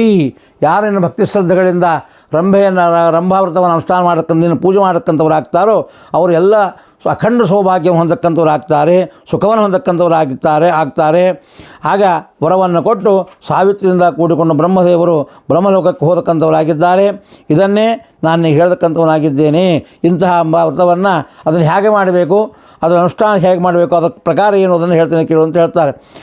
ಉದ್ಯಾನೇಪಿ ಗೃಹೇ ಮಾಸಿ ಸ್ವಶಕ್ತ್ಯ ಕದಲೀವನಂ ವಾಪಯೇಚ್ಛ ಶುಚೇ ಮಾಸಿ ತೃತೀಯಾಯಾಂ ದ್ವಿಜೋತ್ತಮಾಃ. ಆಗ ಈ ಯಾವ ಉದ್ಯಾನದಲ್ಲಿ ಆಗಲಿ ಮನೆಯಲ್ಲಿ ಆಗಲಿ ತಮ್ಮ ಶಕ್ತಾನುಸಾರವಾಗಿ ಕದಲಿ ವನವನ್ನು ಅಂದರೆ ಬಾಳೆ ಗಿಡದ ವನವನ್ನು ನಿರ್ಮಾಣ ಮಾಡತಕ್ಕಂಥವರಾಗಬೇಕು. ಆಮೇಲೆ ಈ ಯಾವ ಭಾದ್ರಪದ ಮಾಸ ಶುಕ್ಲಪಕ್ಷದ ತೃತೀಯ ದಿವಸದಲ್ಲಿ ವಿವಿಧವಾಗಿರತಕ್ಕಂತಹ ಪಂಚಾಮೃತಾದಿಗಳಿಂದ ಗಂಧ ಪುಷ್ಪಾಕ್ಷತಾದಿಗಳಿಂದ ಪುಣ್ಯೋದಕಗಳಿಂದ ಶೀತಲವಾಗಿರತಕ್ಕಂತಹ ಶ್ರೇಷ್ಠವಾದ ಶುಭವಾದ ಶುಚಿಸ್ಮೃತವಾಗಿರತಕ್ಕಂತಹ ನೀರುಗಳಿಂದ ಪೂಜಾರಾಧನೆ ಮಾಡತಕ್ಕಂಥವರಾಗಬೇಕು. ಅನಂತರದಲ್ಲಿ ಪ್ರೋಕ್ಷಣೆ ಮಾಡತಕ್ಕಂಥವರು ಅಭಿಷೇಕ ಮಾಡತಕ್ಕಂಥವರಾಗಬೇಕು. ರಮ್ಯವನಂ ಕೃತ್ವ ಬ್ರಹ್ಮಾಂಡಂ ನಾಭಿ ಸಂಸ್ಥಿತಂ. ಆಗ ಅಲ್ಲಿ ಒಂದು ವೇದಿಕೆಯನ್ನು ಮಾಡಿ ಅಲ್ಲಿ ಬ್ರಹ್ಮದೇವರನ್ನು ಸ್ಥಾಪನೆ ಮಾಡತಕ್ಕಂಥವರಾಗಬೇಕು. ಬಂಗಾರದಿಂದಾಗಲಿ ಬೆಳ್ಳಿಯಿಂದಾಗಲಿ ನಮ್ಮ ಯೋಗ್ಯತಾನುಸಾರವಾಗಿರತಕ್ಕಂತಹ ಪದಾರ್ಥಗಳಿಂದ ಲೋಹಗಳಿಂದ ಪ್ರತಿಮೆಯನ್ನು ಮಾಡಿ ಅಲ್ಲಿ ಪೂಜಾ ಮಾಡತಕ್ಕಂಥವರಾಗಬೇಕು. ಷೋಡಶೋಪಚಾರ ಪೂಜಾದಿಗಳಿಂದ ಮಾಡಿ ಆಮೇಲೆ ಷಡ್ರಸೋಪೇತವಾದ ಪಂಚವಿಧ ಭಕ್ಷ್ಯಗಳನ್ನು ಮಾಡತಕ್ಕಂಥವರಾಗಿ ಅವರಿಗೆ ನೈವೇದ್ಯ ಮಾಡತಕ್ಕಂಥವರಾಗಬೇಕು. ಆಮೇಲೆ ಬ್ರಾಹ್ಮಣರನ್ನು ಸುಮಂಗಲ ಸ್ತ್ರೀಯ ದಂಪತಿ ಭೋಜನ ಮಾಡಿಸ್ತಕ್ಕಂಥವ್ರಾಗಬೇಕು. ಆಮೇಲೆ ತಮ್ಮ ತಮ್ಮ ಶಕ್ತಿಯಾನುಸಾರವಾಗಿ ಬ್ರಾಹ್ಮಣರ ಭೋಜನ ಮಾಡಿಸಿ ತಾವು ಭೋಜನ ಮಾಡತಕ್ಕಂಥವ್ರಾಗಬೇಕು. ಅವತ್ತಿನ ದಿವಸ ಎದುರಿನಲ್ಲಿ ವೇದಿಕೆ ಮುಂಭಾಗದಲ್ಲಿ ಇದ್ದುಕೊಂಡು ಗೀತಾ ವಾದ್ಯಾದಿಗಳಿಂದ ಪುರಾಣ ಶ್ರವಣಾದಿಗಳಿಂದ ಜಾಗರಣೆ ಮಾಡತಕ್ಕಂಥವ್ರಾಗಬೇಕು. ಕಥಾಶ್ರವಣ ನಾಮ ಸಂಕೀರ್ತನೆಗಳಿಂದ ಹೀಗೆ ಮಾಡತಕ್ಕಂಥವ್ರಾಗಬೇಕು. ಹೀಗೆ ಆ ಕಥಾಜೀವನದಲ್ಲಿ ಇದ್ದುಕೊಂಡು ಪ್ರತಿ ದಿವಸ ಇದನ್ನು ಅನುಷ್ಠಾನ ಮಾಡತಕ್ಕಂಥವ್ರಾಗಬೇಕು. ಈ ರೀತಿಯಾಗಿ 1 ತಿಂಗಳ ಕಾಲ ಸರ್ವಕಾಮಾರ್ಥವಿರ್ನರೈಹಿ ಸಕಲ ಅಪೇಕ್ಷೆಗೊಳ್ತಕ್ಕಂತಹ ಯಾರ್ಯಾರು ನಮಗೆ ಏನೇನು ಅಪೇಕ್ಷೆಗಳಿದೆ ಆ ಎಲ್ಲ ಅಪೇಕ್ಷೆ ಮೂಲತಕ್ಕಂಥವರೆಲ್ಲರೂ ಕೂಡ ಈ ರೀತಿಯಾಗಿ ರಂಭಾವ್ರತವನ್ನು 1 ತಿಂಗಳ ಕಾಲ ಅನುಷ್ಠಾನ ಮಾಡತಕ್ಕಂಥವರಾಗಬೇಕು. ಪೌರ್ಣಿಮಾಸೇತು ತತ್ಸರ್ವಂ ಆಚಾರ್ಯಾಯ ನಿವೇದಯೇತ್. ಆ ಹುಣ್ಣಿಮೆ ದಿವಸ ಅದೆಲ್ಲವನ್ನು ಕೂಡ ದಂಪತಿಗೆ ಪೂಜಾದಿಗಳನ್ನು ಮಾಡಿ ಯಥಾಯೋಗ್ಯವಾಗಿ ಆಚಾರ್ಯರಿಗೆ ದಾನದ ತಾಮದಕ್ಷಿಣಾದಿಗಳಿಂದ ದಾನ ಮಾಡತಕ್ಕಂಥವರಾಗಬೇಕು. ಹೀಗೆ ಅನೇಕ ತತ್ವಾದಾನಾನಿ ಅನೇಕಾನೇ ಗಾಂಚದಜ್ಜಾತ್ ಸಮಸ್ವಿನಿಂ. ಆಗ ಹಾಲನ್ನು ಕರೆಯತಕ್ಕಂತಹ ವತ್ಸಸಹಿತವಾದ ಕರುಸಹಿತವಾದಂತಹ ಗೋವದಾನವನ್ನು ಮಾಡತಕ್ಕಂಥವರಾಗಬೇಕು. ಇದರಿಂದ ಸಂಪೂರ್ಣವಾದ ಫಲ ಸಿಗತಕ್ಕಂಥದ್ದಾಗ್ತದೆ. ಅದಕ್ಕೆ ಹೇಳ್ತಾರೆ, ನಮಗೆ ಸಂಪೂರ್ಣವಾದ ಫಲ ಬರಬೇಕಾದ್ರೆ ಏನು ಮಾಡಬೇಕು ಅಂದರೆ ಗೋದಾನವನ್ನು ಮಾಡತಕ್ಕಂಥವರಾಗಬೇಕು. ಹಾಲನ್ನು ಕರೆಯತಕ್ಕಂತಹ ಕರುಸಹಿತವಾದ ಗೋದಾನವನ್ನು ಭಕ್ತಿ ಶ್ರದ್ಧೆಯಿಂದ ಮಾಡಿದರೆ ನಮಗೆ ನಾವು ಯಾವುದೇ ವ್ರತಾನುಷ್ಠಾನ ಮಾಡಿದರೂ ಅದು ನಿರ್ವಿಘ್ನವಾಗಿ ಸಾಂಗೋಪಾಂಗವಿ ನೆರವೇರಿ ಪೂರ್ಣವಾದ ಫಲವನ್ನು ಕೊಡತಕ್ಕಂತಹದ್ದಾಗ್ತದೆ. ಅನಂತರದಲ್ಲಿ ಉದ್ಯಾಪನೆಯನ್ನು ಮಾಡತಕ್ಕಂಥವರಾಗಬೇಕು. ತಮ್ಮ ಶಕ್ತ್ಯಾನುಸಾರವಾಗಿ ಹಾಲು ಸಕ್ಕರೆ ಪಾಯಸಾದಿಗಳಿಂದ ಬ್ರಾಹ್ಮಣರ ಸಂತೋಷಪಡಿಸ್ತಕ್ಕಂಥವರಾಗಬೇಕು. ವಿಸರ್ಜ್ಯ ಪಾರಣಂ ಕುರ್ಯಾತ್ ಪ್ರಾಣಿಭ್ಯೋನ್ನಂ ತದೋಹಿತೋ. ಅನಂತರದಲ್ಲಿ ಆ ವೇದಿಕೆಯನ್ನು ವಿಸರ್ಜನೆ ಮಾಡಿ ಅನಂತರದಲ್ಲಿ ತಾವು ಭೋಜನ ಮಾಡಿ ಬ್ರಾಹ್ಮಣರ ಸುವಾಸನೆ ಭೋಜನ ಮಾಡಿಸಿ ಅನಂತರದಲ್ಲಿ ಹೊರಗಿರತಕ್ಕಂತಹ ಪಶುಪಕ್ಷಾದಿಗಳಿಗೆಲ್ಲ ಅನ್ನೋದಕ್ಕವನ್ನು ಕೊಡತಕ್ಕಂಥವರಾಗಬೇಕು. ಇಂತಹ ವ್ರತವನ್ನು ಅನುಷ್ಠಾನ ಮಾಡತಕ್ಕಂಥವರಾಗಬೇಕು. ಇದಕ್ಕೆ ವ್ರತ ಎಂಬುದಾಗಿ ಕರೆಯತಕ್ಕಂಥವರಾಗ್ತಾರೆ. ಆದ್ದರಿಂದ ಹೇ ಶುಭಾಂಗಿನಿ, ನೀ ಪ್ರಯತ್ನಪೂರ್ವಕವಾಗಿ ಈ ರಂಭಾವ್ರತವನ್ನು ಅನುಷ್ಠಾನ ಮಾಡತಕ್ಕಂಥವಳಾಗು. ಇದರಿಂದ ಅಖಂಡ ಸೌಭಾಗ್ಯ ಸಿಗತಕ್ಕಂತಹದ್ದಾಗ್ತದೆ, ಸುಖವನ್ನು ಹೊಂದಕ್ಕಂಥವಳಾಗ್ತದೆ. ಏತದ್ವೃತಂ ಕಿಲಪುರ ಜಗದೀಶ್ವರೇಣ ಸಂಗೋಪಿತಂ ದಿನಕರಾತ್ಮದ ನಿಗ್ರಹೇಣ ತತ್ಶಂಭುನಾತ್ಮಕಜಿತಂ ಗಿರಿರಾಜಪುತ್ರ್ಯಾಂ ಭಾವೇನ ದೀಕ್ಷ ಕೃಪೆಯ ಗುರುನಾಖಿಲಸ್ಯ. ಆದ್ದರಿಂದ ಸಕಲ ಲೋಕಕ್ಕೆ ಗುರುವಾಗಿರತಕ್ಕಂತಹ ರುದ್ರದೇವರು ನನಗೇನು ಉಪದೇಶ ಮಾಡಿದ್ದಾರೆ ಅದನ್ನು ನಾನು ನಿನಗೆ ಹೇಳತಕ್ಕಂಥವನಾಗಿದ್ದೇನೆ ಎಂಬುದಾಗಿ ಷಣ್ಮುಖ ಋಷಿಗಳೇ ಹೇಳತಕ್ಕಂಥವರಾಗಿದ್ದಾರೆ. ಇದೇ ರಂಭಾವ್ರತ. ಇಂತಹ ರಂಭಾವ್ರತವನ್ನು ಅವಶ್ಯವಾಗಿ ಜ್ಯೇಷ್ಠ ಮಾಸದ ಶುಕ್ಲಪಕ್ಷದ ತೃತೀಯದಿಂದ ಪೌರ್ಣಿಮಾಂತವಾಗಿ ಮಾಡಿ ಇದರ ಫಲವನ್ನು ಹೊಂದಿದರೆ ಸಕಲವಾದಂತಹ ಅಖಂಡ ಸೌಭಾಗ್ಯಗಳು, ಸಂಪತ್ತು, ಸಂತತಿ, ಸೌಭಾಗ್ಯ, ಸಂಪತ್ತುಗಳು ಎಲ್ಲೂ ಕೂಡ ಸಿಗತಕ್ಕಂಥದ್ದಾಗಿ ನಾವು ನಮ್ಮ ಯೋಗ್ಯತಾನುಸಾರವಾಗಿ ಶ್ರೇಷ್ಠವಾದಂತಹ ಫಲವನ್ನು ಹೊಂದಕ್ಕಂಥವರಾಗ್ತೀವಿ. ಇದರಿಂದ ಏನೂ ಸಂಶಯ ಇಲ್ಲ ಎಂಬುದಾಗಿ ಷಣ್ಮುಖ ರಂಭಾವ್ರತದ ಬಗ್ಗೆ ನಿರೂಪಣೆ ಮಾಡತಕ್ಕಂಥವರಾಗಿದ್ದಾರೆ. ಇನ್ನು ಎರಡನೇ ವಿಷಯ ಯಾವುದು ಅಂತಂದರೆ ದಶಹರ ವ್ರತ ಅಂತ ಬರತಕ್ಕಂಥದ್ದಾಗ್ತದೆ. ಜ್ಯೇಷ್ಠ ಮಾಸದ ಶುಕ್ಲಪಕ್ಷದ ಪ್ರತಿಪತ್ತಿನಿಂದ ಪ್ರಾರಂಭವಾದಕ್ಕಂಥದ್ದಾಗ್ತದೆ ಈ ದಶಹರ ಎಂಬತಕ್ಕಂಥದ್ದು. ಅದರ ಒಂದು ವೈಶಿಷ್ಟ್ಯವನ್ನು ಇದರಲ್ಲಿ ನಿರೂಪಣೆ ಮಾಡ್ತಾ ಇದ್ದಾರೆ. ಅದು ಹೇಗೆ ಅಂತಂದರೆ ಅದನ್ನು ಕೂಡ ಸ್ಕಂದ ಋಷಿಗಳಿಗೆ ಹೇಳ್ತಾ ಇದ್ದಾನೆ. ಈ ಮಾಸದಲ್ಲಿ ದಶವ್ರತವನ್ನು ಅನುಷ್ಠಾನ ಮಾಡತಕ್ಕಂಥದ್ದಾಗಬೇಕು. ಭಾಗೀರಥೀತೋಯೇ ಕುರ್ಯಾ ಕಾರ್ಯಂ ಪ್ರತಿಪದಾದಿಶು. ಭಾದ್ರಪದ ಶುಕ್ಲಪಕ್ಷದ ಪ್ರತಿಪತ್ತಿನಿಂದ ಪ್ರಾರಂಭ ಮಾಡಿಕೊಂಡು ದಶಮಿ ಪರ್ಯಂತರವಾಗಿ ಇದು ಕೂಡ ಇಲ್ಲಿ ಭಾಗೀರಥೀತೋಯೇ ಗಂಗಾ ನದಿಯ ನೀರಿನಲ್ಲಿ ಗಂಗಾ ನದಿ ಜಲದಲ್ಲಿ ಅನುಷ್ಠಾನ ಮಾಡತಕ್ಕಂಥವರಾಗಬೇಕು. ಅದಕ್ಕೆ ಋಷಿಗಳು ಕೇಳ್ತಾರೆ, ದಶಹರ ಎಂಬತಕ್ಕಂಥದ್ದು ಪ್ರತಿಪತ್ತಿ ದಿವಸದಲ್ಲಿ ಮಾಡಬೇಕು ಅಂತ ಹೇಳ್ತಾ ಇದ್ದೀರಿ, ದಶಹರ ಅಂದ್ರೇನು, ಅದಕ್ಕೆ ಯಾಕೆ ಹೆಸರು ಬಂತು, ಅದರ ವೈಶಿಷ್ಟ್ಯವನ್ನು ಹೇಳಬೇಕು ಅಂತ ಕೇಳಿದಾಗ ಸ್ಕಂದ ಹೇಳ್ತಾ ಇದ್ದಾನೆ. ಜ್ಯೇಷ್ಠ ಮಾಸದ ಶುಕ್ಲಪಕ್ಷದ ದಶಮಿ ದಿವಸದಲ್ಲಿ ಬುಧಹಸ್ತಯೋ ಗರಾನಂದೇ ವ್ಯತಿಪಾತೆ ಕನ್ಯಾಚಂದ್ರೇ ವೃಷೇ ಹರೌ ಸ್ಥಾನದಾನಾದಿಕಂ ಕೃತ್ವ ಸರ್ವಭಾವೈ ಪ್ರಮುಚ್ಯತೆ. ದಶಹರ ಅಂತಂದರೆ 10 ವಿಧವಾದ ಪಾಪಗಳನ್ನು ಪರಿಹಾರ ಮಾಡತಕ್ಕಂಥದ್ದಕ್ಕೆ ದಶಹರ ವ್ರತ ಅಂತ ಕರೀತಾರೆ. ಆ ದಶಮ್ಯಾಂ ಬುಧಹಸ್ತಯೋ ಭಾದ್ರಪದ ಮಾಸ, ಇದು ಜ್ಯೇಷ್ಠ ಮಾಸ, ಶುಕ್ಲಪಕ್ಷ, ದಶಮಿ ಇರಬೇಕು, ಬುಧವಾರ ಇರಬೇಕು, ಹಸ್ತ ನಕ್ಷತ್ರ ಇರತಕ್ಕಂತಹದ್ದಾಗಬೇಕು, ಗರಜಕರಣ ಆಗಿರಬೇಕು, ವ್ಯತಿಪಾತ ಯೋಗ ಇರಬೇಕು. ಇದಕ್ಕೆ ಯಾವ್ಯಾವುದು ದಶಮಿ ಜ್ಯೇಷ್ಠ ಮಾಸ, ದಶಮಿ, ಬುಧವಾರ, ಹಸ್ತ ನಕ್ಷತ್ರ, ಗರಜಕರಣ, ವ್ಯತಿಪಾತ ಯೋಗ, ಸೂರ್ಯ ಚಂದ್ರ ಕನ್ಯಾ ರಾಶಿಯಲ್ಲಿ ಪ್ರವೇಶ ಮಾಡತಕ್ಕಂಥವನಾಗಿರಬೇಕು, ವೃಷಭದಲ್ಲಿ ಸೂರ್ಯ ಪ್ರವೇಶ ಮಾಡತಕ್ಕಂಥವನಾಗಿರಬೇಕು. ಇಷ್ಟು ಯೋಗಗಳು ಯಾವಾಗ ಬರ್ತದೋ ಅದಕ್ಕೆ ದಶಹರ ಅಂತ ಕರೀತಾರೆ. ಅಂತಹ ದಶಮಿ ದಿವಸದಲ್ಲಿ ಗಂಗಾ ನದಿಯಲ್ಲಿ ಸ್ನಾನಾಚರಣೆ ಮಾಡೋದ್ರಿಂದ 10 ವಿಧವಾದ ಪಾಪಗಳು ಪರಿಹಾರ ಆಗ್ತದೆ ಅಂತ ಇಲ್ಲಿ ನಿರೂಪಣೆ ಮಾಡ್ತಾ ಇದ್ದಾರೆ. ಹೇಗೆ ಅಂತಂದರೆ ಸ್ನಾನದಾನಗಳನ್ನು ಮಾಡೋದ್ರಿಂದ ಸಕಲ ಪಾಪಗಳಿಂದ ಪರಿಹಾರವಾಗತಕ್ಕಂತಹದ್ದಾಗ್ತದೆ ಎಂಬುದಾಗಿ ಹೇಳ್ತಾ ಇದ್ದಾರೆ. ಅದು ಹೇಗೆ ಅಂದರೆ ಅದಕ್ಕೆ ಹೇಳ್ತಾರೆ, ಅದತ್ತಾನಾಂ ಉಪಾದಾನಂ ಹಿಂಸಾ ಚೈವ ಅವಿಧಾನತಃ ಪರದಾರೋಪಸೇವಾ ಚ ಕಾಯಿತಂ ತ್ರಿವಿಧಂ ಸ್ಮೃತಂ ಎಂಬುದಾಗಿ ಹೇಳ್ತಾ ಇದ್ದಾರೆ. ಇದರಿಂದ ಏನಾಗ್ತದೆ ಅಂದರೆ ನಾವು ಕಾಯಕ ವಾಚನಿಕ ಮಾನಸಿಕ ಅಂಥೇಳಿ 3 ವಿಧವಾಗಿರತಕ್ಕಂಥ ಪಾಪಗಳಲ್ಲಿ 3 ವಿಧವಾಗಿರತಕ್ಕಂಥದ್ದು ಇರ್ತದೆ. ಯಾವುದು? ಕಾಯಕ, ವಾಚನಿಕ, ಮಾನಸಿಕ ಅಂತ. ಈ ಕಾಯಕವಾಗಿರ್ತಕ್ಕಂತಹ ಮಾಸದಲ್ಲಿ ಕಾಯಕವಾಗಿರ್ತಕ್ಕಂತಹ ಏನು ನಾವು ಅನುಷ್ಠಾನ ಮಾಡ್ತೀವಿ ಆ ಪಾಪಗಳಲ್ಲಿ 3 ವಿಧವಾದ ಪಾಪಗಳಿರ್ತದೆ ಅಂತ ಹೇಳ್ತಾರೆ. ಅದು ಯಾವುದು ಅಂದರೆ ಹೇಳ್ತಾರೆ, ಅದತ್ತಾನಾಂ ಉಪಾದಾನಂ, ಯಾರು ಏನು ದಾನ ಮಾಡಿರೋದಿಲ್ಲ ಅಂಥವ್ರಿಗೆ ದಾನ ಮಾಡೋದು. ದಾನ ಮಾಡಬೇಕು, ಸತ್ಪಾತ್ರಿಗೆ ದಾನ ಮಾಡಬೇಕೇ ಹೊರತು ಅವನು ಯಾವುದೋ ಒಂದು ಕ್ಷುಲ್ಲಕವಾದ ದುರಾಸೆಗೊಳಗಾಗಿ ದಾನ ಮಾಡದೇ ಇರೋದಿಲ್ಲ ಅಂಥವ್ರಿಗೆ ದಾನ ಮಾಡಿದರೆ ಅದು ಒಂದು ಥರದ ಪಾಪ. ಇದು ಕಾಯಕವಾದ ಒಂದು ಪಾಪ. ಇನ್ನು ಎರಡನೇದ್ದು ಉಪಾದಾನಂ ಹಿಂಸಾಚೈವ ಅವಿಧಾನತಃ, ಯಾವುದು ಪ್ರಯತ್ನವೇ ಮಾಡೋದಿಲ್ಲ, ತಂಪಾಡಿದವ್ರು ಸುಖವಾಗಿರ್ತಾರೆ ಅಂಥವ್ರನ್ನ ಹೋಗಿ ಹಿಂಸೆ ಮಾಡೋದು. ಯಾರು ಇನ್ನೊಬ್ಬರಲ್ಲಿ ಹಿಂಸೆ ಮಾಡಲಾರ್ದೆ ತಮ್ಮಷ್ಟಕ್ಕೆ ತಾವು ಇರ್ತಾರೋ ಸಜ್ಜನರು, ಅಂಥವ್ರ ಹತ್ರ ಹೋಗಿ ಅವ್ರನ್ನ ಹಿಂಸೆಗೆ ಒಳಪಡ್ತಕ್ಕಂಥದ್ದಾಗೋದು. ಇದು ಕಾಯಕವಾಗಿರ್ತಕ್ಕಂಥ ಎರಡನೇ ಪಾಪ ಅಂತಾರೆ. ಇನ್ನು ಮೂರನೇದು ಪರದಾರೋಪ ಸೇವಾ, ಪರಸ್ತ್ರೀಯರನ್ನು ಹೋಗಿ ಸೇವೆ ಮಾಡೋದು. ಅವ್ರ ಹತ್ರ ಹೋಗೋದು, ಅವ್ರ ಹತ್ರ ಮಾತಾಡೋದು, ಅವ್ರ ಜೊತೆಗೇ ಇರೋದು, ಅವ್ರು ನೋಡ್ತಾ ಇರೋದು, ಅವ್ರಿಗೆ ಬೇಕಾಗಿದ್ದನ್ನು ಅವ್ರು ಕೇಳದಿದ್ದು ನಾವೇ ತೊಗೊಂಡೇ ಕೊಟ್ಬಿಡೋದು ಮೊದಲೇ. ಇದೆಲ್ಲ ಕಾಯಕವಾದ ದೋಷ ಇದೆಲ್ಲ. ಅದಕ್ಕೆ ಇದು ಕಾಯಕವಾದ ದೋಷದಲ್ಲಿ 3 ವಿಧವಾದ ಪಾಪ. ಇನ್ನು ವಾಚನಿಕವಾಗಿರ್ತಕ್ಕಂಥದ್ದು ಯಾವುದಂದರೆ ಪಾರುಷ್ಯಂ ಅನೃತಂಚೈವ ಪೈಶೂನ್ಯಂಚಾಪಿ ಸರ್ವಶಃ ಅಸಂಬದ್ಧ ಪ್ರಲಾಪಶ್ಚ ವಾಂಗ್ಮಯಸ್ಯ ಚತುರ್ವಿಧಂ. ಇನ್ನು ವಾಚನಿಕದಲ್ಲಿ 4 ವಿಧವಾದ ಪಾಪ ಇದೆ ಅಂತಾರೆ. ನೋಡಿ ಎಷ್ಟು ವಿಚಾರ ಕೊಡ್ತಾರೆ ಜನಗಳು, ಋಷಿಗಳು, ನಮ್ಮ ಋಷಿ ಮುನಿಗಳು. ನಾವು ಸುಮ್ಮನೆ ಅವರು ಅಪ್ರಯೋಜಕ ಏನೇನೋ ಮಾಡ್ತಾರೆ, ಅವರು ಏನು ಬರೀ ಗಡ್ಡೆಗೆ ಎಣಿಸ್ಕೊಂಡು ಬದುಕ್ತಾ ಇರ್ತಾರೆ ಅಂತ ಅವ್ರು ನಾವು ತಿಳ್ಕೊಂಡಿದ್ದೀವಿ. ಆದರೆ ಅವ್ರು ಕೊಡತಕ್ಕಂತಹ ಒಂದು ಪರಿಚಯ, ಪಾಪಗಳ ಬಗ್ಗೆ ಎಚ್ಚರಿಕೆ ನಮಗೆಷ್ಟು ಸೂಕ್ಷ್ಮವಾಗಿ ಎಚ್ಚರಿಸ್ತಾರೆ. ಇದನ್ನು ಯಾರು ಎಚ್ಚರಿಸ್ತಾರೆ? ಅವ್ರಿಗೇನು ನಮಗೇನು ಹಿಡಿದದು ಅವರಿಂದ? ನಮ್ಮಿಂದ ಅವ್ರಿಗೇನು ಹಿಡಿದು ನಾವು ಅವ್ರಿಗೇನು ಕೊಟ್ಟಿವಿ? ಏನು ಬೇಡ್ತಾರೋ ನಮ್ಮನ್ನೇನು ಕೇಳ್ಯಾರ? ಕೊಡ್ತೀವಿ? ಏನೂ ಇಲ್ಲ. ಅಪ್ಪ ಈ ಹಿಂಗೆ ಇರ್ತದೆ, ಇದನ್ನು ಮಾಡಿರಿ. ಒಂದು ಮನುಷ್ಯ ಜನ್ಮ ಬಂದಿದೆ, ದೇವರು ಒಳ್ಳೆಯ ಮನುಷ್ಯ ಜನ್ಮ ಕೊಟ್ಟಿದ್ದಾನೆ, ನಿಮಗೆಲ್ಲ ಉಪಕರಣ ಕೊಟ್ಟಿದ್ದಾನೆ ಸ್ವಾಮಿ, ಕೊಟ್ಟಾಗ ಅದನ್ನು ಸಾರ್ಥಕ ಮಾಡಿಕೊಳ್ಳ್ರಿ, ಯಾಕೆ ನೀವು ಹಿಂಸೆ ಪಟ್ಕೊಂಡು ದುಃಖ ಪಡ್ತೀರಿ ಅಂತ ನಮ್ಮನ್ನು ಉದ್ಧಾರ ಮಾಡಲಿಕ್ಕೋಸ್ಕರವಾಗಿ ಅವರು ಉಪಾಯಗಳನ್ನು ಕೊಡ್ತಾ ಇದ್ದರೆ ನಾವು ಅವ್ರನ್ನ ಹೋಗಿ ಹಿಂಸೆ ಮಾಡಿ ಅವ್ರಿಗೆ ಏನು ಪ್ರಯೋಜನ ಇಲ್ಲ ಅಂತೇಳಿ ತುಚ್ಛ ಮಾಡ್ತೀವಿ. ಅದಕ್ಕೆ ನಮಗೆ ಇಲ್ಲಸಲ್ಲತಕ್ಕಂಥ ದುಃಖಗಳೆಲ್ಲ ಬರತಕ್ಕಂಥದ್ದಾಗ್ತದೆ. ಅದಕ್ಕೆ ಋಷಿಗಳಂತಾರೆ ನೋಡ್ರಿ, ಮಾನಸಿಕವಾದ ಅಲ್ಲ ವಾಚನಿಕವಾದಂತಹ ದೋಷಗಳು ಯಾವ್ಯಾವು ಅಂದರೆ ಹೇಳ್ತಾರೆ. ಪಾರುಷ್ಯಂ, ಕಠಿಣವಾದ ಮಾತಾಡೋದು.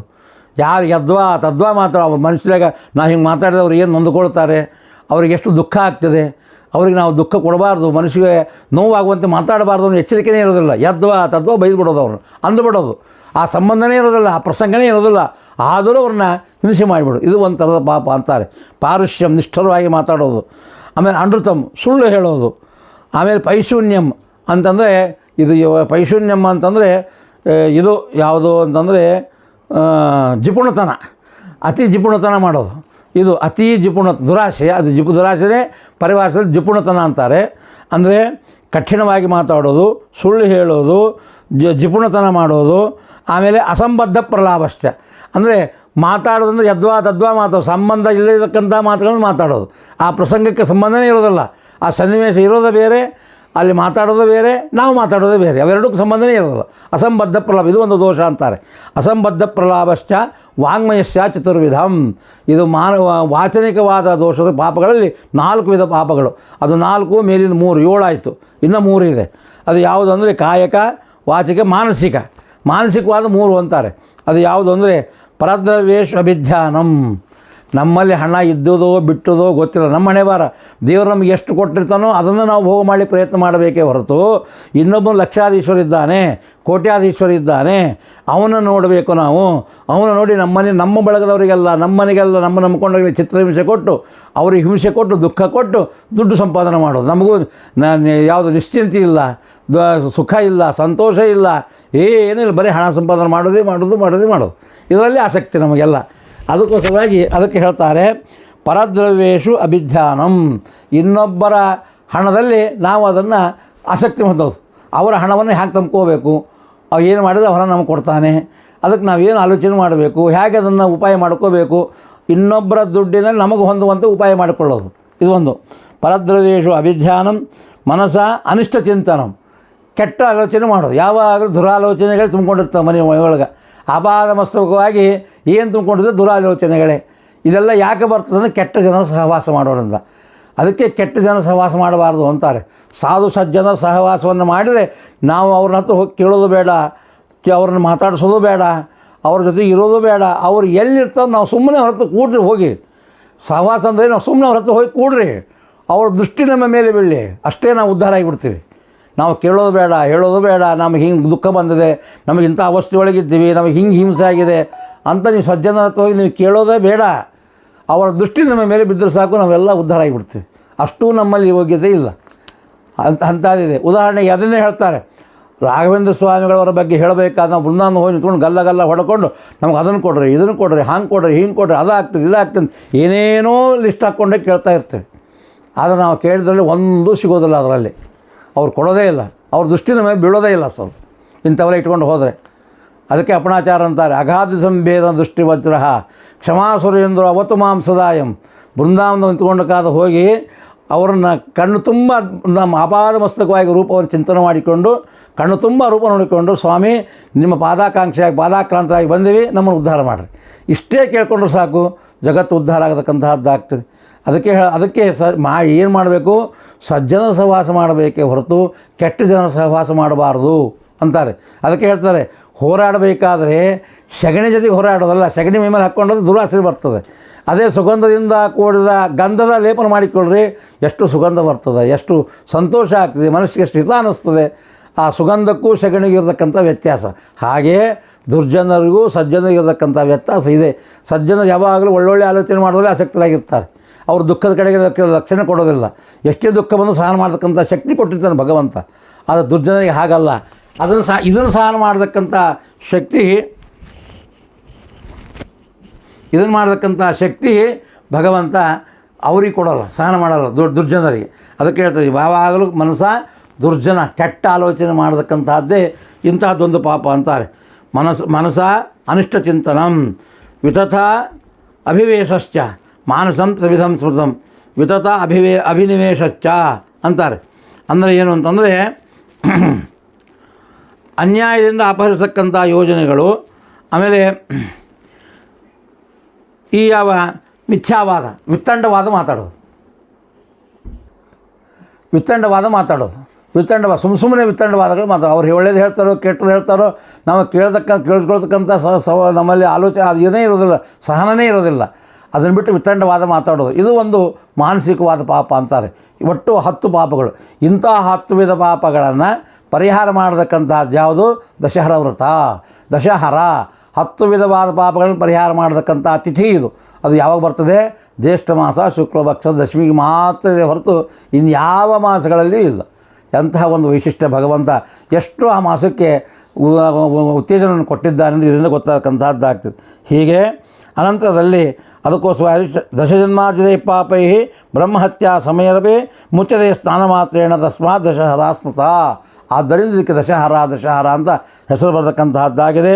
ಅಷ್ಟೇ ಅಲ್ಲ, ಒಂದಲ್ಲ ಎರಡಲ್ಲ, 10 ಜನ್ಮಗಳಲ್ಲಿ ನಾವು ಸಂಪಾದನೆ ಮಾಡಿದ ಪಾಪಗಳನ್ನು ಸಮೂಲವಾಗಿ ನಾಶ ಮಾಡತಕ್ಕಂತಹದ್ದಾಗ್ತದೆ ಈ ಗಂಗಾ ನದಿ.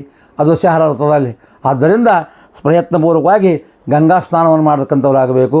ಆ ಸ್ನಾನ ಮಾಡಲಿಕ್ಕೆ ಯೋಗ್ಯತೆ ಇಲ್ಲ ಅಂತಂದರೆ ಮನೆಯಲ್ಲಾದರೂ ಗಂಗೇತಿ ಯೋ ಬ್ರೂಯಾತ್ ಯೋಜನಾನಾಂ ಶತೇರಪಿ ಮುಚ್ಚತೆ ಸರ್ವಪಾಪೇಭ್ಯ ವಿಷ್ಣುಲೋಕಂ ಸಗಚ್ಚತಿ. ನಾವು ಗಂಗಾ ನದಿಗೆ ಹೋಗೋದೇ ಬೇಕಾಗಿಲ್ಲ. ಆದರೆ ಇವತ್ತಿನ ಕಾಲ ಎಷ್ಟು ದುರದೃಷ್ಟದೊಳಗಿದ್ದೀವಿ ನಾವು ಅಂತಂದರೆ, ಹಿಂದಿನ ಕಾಲದಲ್ಲಿ ಮನೆ ಒಳಗೂ ಕೂಡ ಒಂದು ಗಂಗಾಳ ಅಂತ ಒಂದು ಪದಾರ್ಥ ಇರ್ತಾಯಿತ್ತು. ಮನೆಯೊಳಗೆ ಸ್ನಾನ ಮಾಡೋ ಕಾಲಕ್ಕೆ ಗಂಗಾ ನದಿಯ ಆಳದಂತೆ ಇರತಕ್ಕಂಥ ಒಂದು ಪಾತ್ರೆ. ಅದರಲ್ಲಿ ನಾವು ಮೊದಲು ತಣ್ಣೀರು, ಆಮೇಲೆ ಬಿಸಿ ನೀರು, ಆಮೇಲೆ ಮತ್ತೆ ತಣ್ಣೀರು, ಆಮೇಲೆ ತುಳಸಿ ಮೃತಕವನ್ನು ಆಲೋಡನ ಮಾಡಿ ಅದರೊಳಗೆ ನಾರಾಯಣ ಅಷ್ಟಾಕ್ಷರ ಮಂತ್ರವನ್ನು ಜಪ ಮಾಡಿಕೊಂಡು ಗಂಗಾ ಅನುಸಂಧಾನ ಮಾಡಿಕೊಂಡು ಸ್ನಾನ ಮಾಡಿದರೆ ಗಂಗಾ ಸ್ನಾನ ಮಾಡಿದ ಫಲ ನಮಗೆ ಮನೆಯಲ್ಲೇ ಸಿಗುತ್ತದೆ. ಎಷ್ಟು ಸಾಧನಕ್ಕೆ ಒಳ್ಳೆಯ ಅನುಕೂಲ ಇರತಕ್ಕಂಥದ್ದು ಅನುಸಂಧಾನ ಎಷ್ಟು ಅನುಕೂಲ ಕೊಟ್ಟಿದ್ದಾರೆ ನಮಗೆ. ಅದಕ್ಕೆ ಇಂಥ ರೀತಿಯಾಗಿ ನಾವು ಮನೆಯಲ್ಲೇ ಕೂತ್ಕೊಂಡು ಗಂಗಾ ಸ್ಮರಣ ಮಾಡಿಕೊಂಡು ಆ ಗಂಗಾ ನದಿಯಲ್ಲಿ ಸ್ನಾನ ಮಾಡ್ತಾ ಇದ್ದೇನೆ ಅಂತ ಅನುಸಂಧಾನ ಮಾಡಿಕೊಂಡು ಸ್ನಾನ ಮಾಡಿದರೆ ಗಂಗಾ ಸ್ನಾನ ಮಾಡಿದ ಫಲ ನಮಗೆ ಮನೆಯಲ್ಲೇ ಸಿಗತಕ್ಕಂತಹದ್ದಾಗ್ತದೆ. ಅದಕ್ಕೆ ದಶಹರ ಎಂಬುದಾಗಿ ಹೆಸರು ಬರತಕ್ಕಂತಹದ್ದಾಗಿದೆ. ಇದು ಜ್ಯೇಷ್ಠ ಮಾಸ ಶುಕ್ಲಪಕ್ಷ ದಶಮಿ ದಿವಸದ ಆಚರಣೆ ಮಾಡತಕ್ಕಂಥದ್ರಲ್ಲಿ ಮುಖ್ಯವಾಗಿರ್ತಕ್ಕಂಥ ಧರ್ಮ ಇದು ಒಂದು. ಅದಕ್ಕೆ ಹೇಳ್ತಾರೆ, ಆದ್ದರಿಂದ ಗಂಗಾ ಪೂಜೆ ಮಾಡತಕ್ಕಂಥವರಾಗಬೇಕು ಎಂಬುದಾಗಿ ಹೇಳ್ತಾ ಇದ್ದಾರೆ. ದಶಪಾಪ ಹರಾಯೇ ಚ ಗಂಗಾಯೈತೆ ನಮೋ ನಮಃ ತತ್ರೈವ ಪೂಜೆಯ ದೇವಾನ್ ದಶಸಂಖ್ಯಾನ್ ಮಹೋಜಸಃ. ಆಗ ಆ ಗಂಗಾ ನದಿಯಲ್ಲಿ ಸ್ನಾನ ಮಾಡತಕ್ಕಂಥವರಾಗಬೇಕು. ಈ ಮಂತ್ರಗಳನ್ನು ಪೂಜೆ ಮಾಡ್ತಕ್ಕಂಥವರಾಗಬೇಕು. ನಮಃ ಶಿವಾಯೈ ಶಾಂತಾಯೈ ನಾರಾಯಣ್ಯೈ ನಮೋ ನಮಃ ದಶಪಾಪಹರಾಯೈ ಚ ಗಂಗಾಯೈತೆ ನಮೋ ನಮಃ ಎಂಬತಕ್ಕಂಥ ಮಂತ್ರದಿಂದ ಗಂಗಾ ಪೂಜೆ ಮಾಡತಕ್ಕಂಥವರಾಗಬೇಕು. ಅಲ್ಲೇ ದಶಸಂಖ್ಯಾನ್ ಮಹೋಜಸಃ, ಅಲ್ಲಿ ಭಗವಂತ ರೂಪಗಳನ್ನು ಚಿಂತನೆ ಮಾಡತಕ್ಕಂಥವ್ರು 10 ಭಗವದ್ ರೂಪಗಳನ್ನು ಚಿಂತನೆ ಮಾಡಬೇಕು ಅಂತ ಹೇಳ್ತಾರೆ.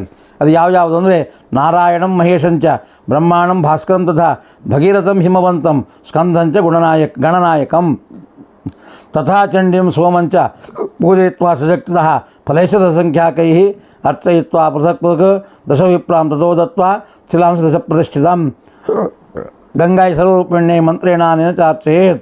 ಈ ರೀತಿಯಾಗಿ ಆ ಭಗವದ್ ರೂಪಗಳನ್ನು ಚಿಂತನೆ ಮಾಡಿಕೊಂಡು ಹತ್ವಸಂಖ್ಯಾಕವಾಗಿರತಕ್ಕಂತಹ ಭಗವದ್ ರೂಪಗಳು ಗಂಗೆಯ 10 ರೂಪಗಳನ್ನು ಚಿಂತನೆ ಮಾಡಿಕೊಂಡು ಅಲ್ಲಿ ಪುಷೋಷೋಪಚಾರಗಳಿಂದ ಪೂಜಾ ಮಾಡಿ ಅನಂತರದಲ್ಲಿ ಆ ಪ್ರತಿಮೆಗಳನ್ನೆಲ್ಲ 10 ಜನ ಬ್ರಾಹ್ಮಣರಿಗೆ ದಾನ ಮಾಡತಕ್ಕಂಥವರಾಗಬೇಕು. ಆಮೇಲೆ ಎಳ್ಳು, ಹಿಂದೆ ಹೇಳಿದಂತೆ ಎಳ್ಳು, ದಧ್ಯನ್ನ, ಇದು ಶರ್ಕರೋದಕ, ಅನಂತರದಲ್ಲಿ ಕೃಷ್ಣಾಂಜನ, ಅನಂತರದಲ್ಲಿ ಪಾದಕೆಗಳು, ಛತ್ರೆ, ಇವನ್ನೆಲ್ಲ ನಾವು ಉದ್ದೇಶವಾಗಿ ವಿಶೇಷವಾಗಿ ದಾನ ಮಾಡತಕ್ಕಂಥವರಾಗಬೇಕು ಎಂಬುದಾಗಿ ಹೇಳ್ತಾ ಇದ್ದಾರೆ. ಆದ್ದರಿಂದ ಕೇವಲೇಪಿ ತಥಾ ಜ್ಯೇಷ್ಠೆ ಸರ್ವಯೋಗ ವಿವರ್ಜತೆ ಏಕಾಂತತೋ ವಿಜಾನೀಯಾತ್ ಫಲಪೂರ್ಣ ಮನೋರಥಂ. ಅದಕ್ಕೆ ಹೇಳ್ತಾರೆ. ಆಗ ದಶಯೋಗಗಳು 10 ಯೋಗಗಳು ಅಂತ ಹೇಳ್ತಾರೆ. ಆ 10 ಯೋಗಗಳು ಯಾವುದು ಅಂದರೆ ಹೇಳ್ತಾರೆ, ಆ ಶುಕ್ಲ ಪಕ್ಷ ದಶಮೀಂ ಪ್ರತಿಜನ್ಮಾಘನಾಶಿನೀಂ ಲಿಂಗಂ ದಶಾಶ್ವಮೇಧಸ್ಯ ದೃಷ್ಟ್ವಾ ದಶಹರಾತಿಥೌ ದಶಜನ್ಮಾದಿ ಪಾಪೇ ಮುಚ್ಯತೆ ನಾತ್ರ ಸಂಶಯ. ದಶಯೋಗಗಳು ಅಂತ ಯಾವುದು ಅಂತ ಹೇಳ್ತಾ ಇದ್ದಾರೆ. ಜ್ಯೇಷ್ಠ ಮಾಸ ಶುಕ್ಲಪಕ್ಷ ಪ್ರತಿಪತ್ತಿಥಿ ದಶಾಶ್ವಮೇಧಕ್ಕೆ ಸ್ನಾತ್ವ, ಪ್ರತಿಪತ್ತಿಥಿಯಲ್ಲಿ ದಶಾಶ್ವಮೇಧಕದಲ್ಲಿ ಸ್ನಾನ ಮಾಡತಕ್ಕಂಥವರಾಗಬೇಕು. ಎಲ್ಲ ಪಾಪಗಳಿಂದ ನಾವು ಮುಕ್ತರಾಗತಕ್ಕಂಥವರಾಗ್ತೀವಿ ಎಂಬುದಾಗಿ ಹೇಳ್ತಾ ಇದ್ದಾರೆ. ಅಷ್ಟೇ ಅಲ್ಲ, ಒಂದೊಂದು ಸರ್ತಿ ದಶಯೋಗಗಳು ಬರ್ತಾವೆ, ಒಂದೊಂದು ಸರ್ತಿ ದಶಯೋಗಗಳು ಬರಲ್ಲ. ಆವಾಗ ಏನು ಮಾಡಬೇಕು ಅಂತ ಅದಕ್ಕೂ ಉತ್ತರ ಕೊಡ್ತಾ ಇದ್ದಾರೆ. ಕ್ವಚಿತ್ ದೈವಯೋಗತಃ ಲಭ್ಯತೆವಾ ನವಾ ತತ್ರ ಜ್ಯೇಷ್ಠೋ ಯೋಗೋ ಮಹತ್ತರಃ. ಕೊನೆಗೆ ಯಾವುದೂ ಸಿಗಲಿಲ್ಲ, ಜ್ಯೇಷ್ಠ ಮಾಸ ಶುಕ್ಲಪಕ್ಷದ ದಶಮಿ ಒಂದು ಸಿಕ್ಕರೆ ಸಾಕು. ಅಷ್ಟೇ ಅನುಸಂಧಾನ ಮಾಡಿಕೊಂಡು ಸ್ನಾನ ಮಾಡಿದರೆ ನಮಗೆ 10 ಯೋಗಗಳು ಸಿಕ್ಕತಕ್ಕಂತಹ ಫಲ ಏನು ಸಿಗಬೇಕೋ ಅದು ನಮಗೆ ಸಿಕ್ಕೇ ಸಿಗುತ್ತದೆ. ಅದಕ್ಕೆ ನಮ್ಮ ಶ್ರೀಮಠದ ಪಂಚಾಂಗದಲ್ಲಿ ದಶಹರಾ ವ್ರತ ಅನುಷ್ಠಾನ ಮಾಡತಕ್ಕಂಥ ಸಂದರ್ಭದಲ್ಲಿ ಕೆಳಗಡೆ ಪುಟ್ ನೋಟ್ಸ್ನಲ್ಲಿ ಏನು ಮಾಡಿರ್ತಾರೆ ಅಂದರೆ ಈ ಸತ್ಯ ಇಷ್ಟು ಯೋಗಗಳಿದೆ ಅಂಥೇಳಿ ಹಾಕಿರ್ತಾರೆ. ಈ ಮಾಸ ಶುಕ್ಲಪಕ್ಷದ ದಶಮಿ ದಶಹರದ ಯೋಗ ಇದ್ದ ದಿವಸ ಈ ಸತ್ಯ ಇಷ್ಟು ಯೋಗಗಳಿದೆ, ಇದನ್ನು ತಿಳ್ಕೊಂಡು ಸ್ನಾನಾದಾನಗಳನ್ನು ಆಚರಣೆ ಮಾಡಬೇಕು ಅಂತ ಪುಟ್ ನೋಟ್ಸ್ ಕಾಲದಲ್ಲಿ ನಮ್ಮ ಶ್ರೀಮಠದ ಪಂಚಾಂಗದ ಅಡಿ ಟಿಪ್ಪಣಿಯಲ್ಲಿ ಕೊಟ್ಟಿರ್ತಾರೆ. ಅದನ್ನು ನಾವು ಗಮನಿಸಬೇಕು. ಅದನ್ನು ಗಮನಿಸಿದಾಗ ಅದರ ಮಹತ್ವ ಗೊತ್ತಾಗ್ತದೆ. ಅದನ್ನು ಅನುಸಂಧಾನ ಮಾಡಿಕೊಂಡು ಮಾಡಿದರೆ ರಾಯರದ ಮಹತ್ವ, ಆ ಪಂಚಾಂಗದ ಮಹತ್ವ, ಆಚರಣೆ ಮಾಡತಕ್ಕಂಥ ವೈಶಿಷ್ಟ್ಯ ಎಲ್ಲ ನಮಗೆ ಸಿಗತಕ್ಕಂತಹದ್ದಾಗ್ತದೆ ಅನ್ನೋದನ್ನು ಈ ಸಂದರ್ಭದಲ್ಲಿ ಚಿಂತನೆ ಮಾಡತಕ್ಕಂಥವರಾಗಬೇಕು. ಹೀಗೆ ದಶಹರದ ಮಹತ್ವವನ್ನು ಇಲ್ಲಿ ನಿರೂಪಣೆ ಮಾಡತಕ್ಕಂಥವರಾಗಿದ್ದಾರೆ. ಅನಂತರದಲ್ಲಿ ಇನ್ನೊಂದು ಬರೋದು ಯಾವುದು, ಒಡಸಾವಿತ್ರಿ ವ್ರತ. ಎಲ್ಲರಿಗೂ ಜಗತ್ಪ್ರಸಿದ್ಧವಾಗಿರ್ತಕ್ಕಂಥ ವ್ರತ ಇದು. ಸ್ತ್ರೀಯರು ಆಚರಣೆ ಮಾಡತಕ್ಕಂಥ ವ್ರತ ಇದು. ಅಂದರೆ ಏನಾಗ್ತದೆ ಅಂತಂದರೆ, ನಾವು ಪತಿವ್ರತ ಸ್ತ್ರೀಯರಾಗಿ ಅಖಂಡ ಸೌಭಾಗ್ಯವನ್ನು ಹೊಂದಬೇಕಾದರೆ ಏನು ವ್ರತ ಆಚರಣೆ ಮಾಡಿದರೆ, ಯಾವ ಸಂದರ್ಭದಲ್ಲಿ ಅದನ್ನು ಅನುಷ್ಠಾನ ಮಾಡಿದರೆ ನಮಗೆ ಫಲ ಸಿಗತಕ್ಕಂಥದ್ದಾಗ್ತದೆ ಅನ್ನುವ ಹಿನ್ನೆಲೆಯಲ್ಲಿ ಈ ವಟಸಾವಿತ್ರಿ ವ್ರತವನ್ನು ನಿರೂಪಣೆ ಮಾಡ್ತಾ ಇದ್ದಾರೆ. ಅದು ಹೇಗೆ ಅಂದರೆ, ನಾವು ಎಲ್ಲಿ ಹಾದಿ ತಪ್ತೀವೋ ಅಲ್ಲಿ ಗುರುಗಳ ಉಪದೇಶ ಇರ್ತದೆ. ಅದು ಸರಿಯಾದ ಗುರುಗಳಿರಬೇಕು. ಅದಕ್ಕೆ ನಮಗೇನು ಮಾಡ್ತಾರೆ ಅಂತಂದರೆ, ಇದಕ್ಕೆ ಸರಿಯಾದ ತಿಳುವಳಿಕೆ ತಂದು ಕೊಡ್ತಕ್ಕಂಥ ಗುರುಗಳು ಅಂದರೆ ನಾರದರು. ನಾವು ಅವರೆಲ್ಲ ಏನು ಮಾಡಿವಿ ಅಂದರೆ, ಬರೀ ಜಗಳ ಹಚ್ಚಿಡೋರು, ತಮಾಷೆ ಮಾಡೋರು, ಒಬ್ಬ ವಿದೂಷಕ ಇದ್ದಂತೆ ಅಂತ ನಾವು ತಿಳ್ಕೊಂಡಿದ್ದೀವಿ. ನಾರದರ ಸ್ವಭಾವ ಹಾಗೆ ಅಲ್ಲವೇ ಅಲ್ಲ. ಅವರು ಎಲ್ಲಿ ಪ್ರವೇಶ ಮಾಡ್ತಾರಂದರೆ ಅಲ್ಲಿ ನಾವು ಆಚರಣೆ ಮಾಡತಕ್ಕಂತಹ ಆಚರಣೆಗೆ ಲೋಪ ಬರ್ತಾ ಇದೆ. ಅದನ್ನು ಎಚ್ಚರಿಕೆಯಿಂದ ಮಾಡು, ಸರಿಯಾಗಿ ಮಾಡು ಅನ್ನೋದು ಎಚ್ಚರಿಸಲಿಕ್ಕೋಸ್ಕರವಾಗಿ ನಾರದರ ಪ್ರವೇಶ ಆಗೋದು, ನಾರದರ ಪವಿತ್ರವಾದ ಪ್ರವೇಶ ಆಗೋದು ಅದಕ್ಕೋಸ್ಕರವಾಗಿ. ಹೇಗೆ ನೋಡಿರಿ, ಆ ವಡ ಸಾವಿತ್ರಿ ವ್ರತ ಅನುಷ್ಠಾನ ಹಿನ್ನೆಲೆ ಗಮನಿಸಿದಾಗ ಗೊತ್ತಾಗ್ತದೆ. ಸಾವಿತ್ರಿ ವರಾನ್ವೇಷಣೆ ಮಾಡಿಕೊಂಡು ಬಂದಂಥ ಸಂದರ್ಭದ ಒಳಗೆ ನಾರದರು ಬರ್ತಾರಲ್ಲಿ, ನಾರದರು ಪ್ರವೇಶ ಮಾಡ್ತಾರೆ. ಸಂದರ್ಭ ಹೇಗಿದೆ ಅಂದರೆ, ಯಾಕೆ ಪ್ರವೇಶ ಮಾಡ್ತಾರೆ ಅಂದರೆ, ಆ ಅಶ್ವಪತಿ ರಾಜ ಎಷ್ಟೋ ವರ್ಷಗಳಾದರೂ ಸಾವಿತ್ರಿ ವರ ಬರದೇ ಇದ್ದಾಗ ನೀನೇ ನೋಡ್ಕೊಂಡು ಹುಡ್ಕೊಂಡು ಬಾ ಅಂತ ಹೇಳ್ತಾರೆ. ಆಗ ಹುಡ್ಕೊಂಡು ಬಂದು ಹೋದಾಗ ಆಕೆ ಏನು ಮಾಡ್ತಾಳೆ, ಕಾಯ ವಾಚ ಮನಸ ಸತ್ಯವಾನನೇ ನನ್ನ ಗಂಡ ಅಂತ ನಿಶ್ಚಯ ಮಾಡ್ಕೊಂಡು ಬರ್ತಾಳೆ. ನಿಶ್ಚಯ ಮಾಡ್ಕೊಂಡು ಬಂದಾಗ ಅಷ್ಟೊತ್ತಿಗೆ ನಾರದರು ಬಂದಿರ್ತಾರೆ. ಆಗ ಬಂದಾಗ ನಾರದಿಗೆ ನಮಸ್ಕಾರ ಮಾಡು ಅಂತ ಹೇಳ್ತಾನೆ ಅವ್ರ ತಂದೆ. ಸಾವಿತ್ರಿ ನಮಸ್ಕಾರ ಮಾಡ್ತಾಳೆ. ಆಗ ಅವಕ್ಕೆ ಯಾರು ವಿಚಾರ ಮಾಡ್ಕೊಂಡು ಬಂದಾರೋ ನೀವೇ ಕೇಳ್ರಿ ಅಂತ ಅವರಪ್ಪ ನಾರದರಿಗೆ ಹೇಳಿದಾಗ ನಾರದ ಮುಂದೆ ಸಾವಿತ್ರಿ ಹೇಳ್ತಾಳೆ, ನಾ ಇಂಥ ವರ ಅನ್ವೇಷಣೆ ಮಾಡ್ಕೊಂಡು ಬಂದೀನಿ ಅಂತ. ಆಗ ಹೇಳ್ತಾಳೆ, ಎಂಥ ಕೆಲಸ ಮಾಡ್ಯಾಳ ನಿನ್ನ ಮಗಳು, ಅವನಿಗೆಲ್ಲ ಇದೆ, ಆದರೆ ಅವ್ನಿಗೆ ಆಯುಷ್ಯನೇ ಕಡಿಮೆ, ಇನ್ನೊಂದು ವರ್ಷ ಬರ್ಬೋದು ಅಷ್ಟೇ, ಅವನು ಶಾಶ್ವತ ಅಖಂಡ ಸೌಭಾಗ್ಯ ನಿನ್ನ ಮಗಳಿಗೆ ಸಿಗೋದಿಲ್ಲ. ಅದಕ್ಕೆ ಅಂತ ಹೇಳಿದಾಗ, ಈಗ ಅದು ಕಾಲ ಮೀರಿಲ್ಲ, ಇನ್ನೊಂದು ವರನ್ನು ವಿಚಾರ ಮಾಡ್ಕೊಂಡು ಬಾ ಅಂತ ಹೇಳ್ತಾಳೆ, ನಾರದರು ಹೇಳ್ತಾರೆ. ಆಗಾಕೆ ಹೇಳ್ತಾಳೆ ತನ್ನ ಮನಸ್ಸಿನಲ್ಲಿ, ಕಾಯ ವಾಚ ಮನುಷ್ಯ ಒಬ್ಬ ಬ್ರಾಹ್ಮಣ ಆಗಲಿ, ಒಬ್ಬ ಪಂಡಿತ ಆಗಲಿ, ಒಬ್ಬ ಜ್ಞಾನಿ ಆಗಲಿ ಒಂದೇ ಸತ್ಯ ದಾನ ಮಾಡೋದು ಒಂದೇ ಸತ್ಯ, ಹೇಳೋದು ಒಂದೇ ಸತ್ಯ, ಮಾಡೋದು ಒಂದೇ ಸತ್ಯ. ಅದೇ ರೀತಿಯಾಗಿ ನಾನು ಕೂಡ ನಿಶ್ಚಯ ಮಾಡ್ಕೊಂಡು ಬಂದಿದ್ದು ಒಂದೇ ಸತ್ಯ. ಅದು ಒಳ್ಳೆಯದೋ ಕೆಟ್ಟದ್ದೋ ಹೇಗೇ ಇರಲಿ, ಅದು ನಾನು ಅದನ್ನು ಭೋಗ ಮಾಡೇ ಮಾಡ್ತೀನಿ, ನನಗೆ ಅದೇ ಬೇಕು. ಅದು ಬಿಟ್ಟು ಲೌಕಿಕವಾದ ಸಂಪತ್ತುಗಳು ನಶ್ವರವಾದ ಸಂಪತ್ತು, ಇದಕ್ಕಿಂತ ನಶ್ವರವಾದ ಸಂಪತ್ತು ಯಾವ ಕ್ಷಣದ ಸಂಪತ್ತು ಹೋಗ್ತದೋ ಗೊತ್ತಿಲ್ಲ, ಯಾವ ಕ್ಷಣದ ಅಧಿಕಾರ ಹೋಗ್ತದೋ ಗೊತ್ತಿಲ್ಲ, ಯಾವ ಕ್ಷಣದಲ್ಲಿ ಮನೆ ಮಠಾದಿಗಳು ಹೋಗ್ತವೋ ಗೊತ್ತಿಲ್ಲ. ಹಾಗಿದ್ದಾಗ ಇದನ್ನು ನಂಬಿಕೊಂಡು ಬಂದು ನಾನು ಇದನ್ನು ಕಳ್ಕೊಂಡ್ರೆ ಹೆಂಗೆ ಮಾಡೋದು? ಅದಕ್ಕೋಸ್ಕರವಾಗಿ ನಾನು ಒಂದೇ ಸತ್ಯ ವಿಚಾರ ಮಾಡ್ಕೊಂಡು ಬಂದೇನೆ, ನೀವು ಏನೇ ಮಾಡಿದರೂ ಸಹಿತ ನಾನು ಅವನನ್ನೇ ಲಗ್ನ ಮಾಡಿಕೊಳ್ಳೋದು ಅಂತ ಖಡಾಖಂಡಿತವಾಗಿ ನಾರದರ ಮುಂದೆ ಹೇಳಿಕೊಂಡಾಗ ನಾರದರಂತಾರೆ, ನಿನ್ನ ಮಗಳು ಲೋಕ ಕಲ್ಯಾಣಕ್ಕೋಸ್ಕರ ಲೋಕ ಪ್ರಸಿದ್ಧಳಾಗಿ ಒಳ್ಳೆಯ ಸ್ತ್ರೀಗಳಾಗ್ತಾಳೆ, ಏನು ಆಲೋಚನೆ ಮಾಡಬೇಡ, ಅವಳಿಗೆ ಕೊಡು ಅಂತ ಹೇಳಿ ನಾರದರು ಉಪದೇಶ ಮಾಡಿ ಹೋಗ್ತಾರೆ.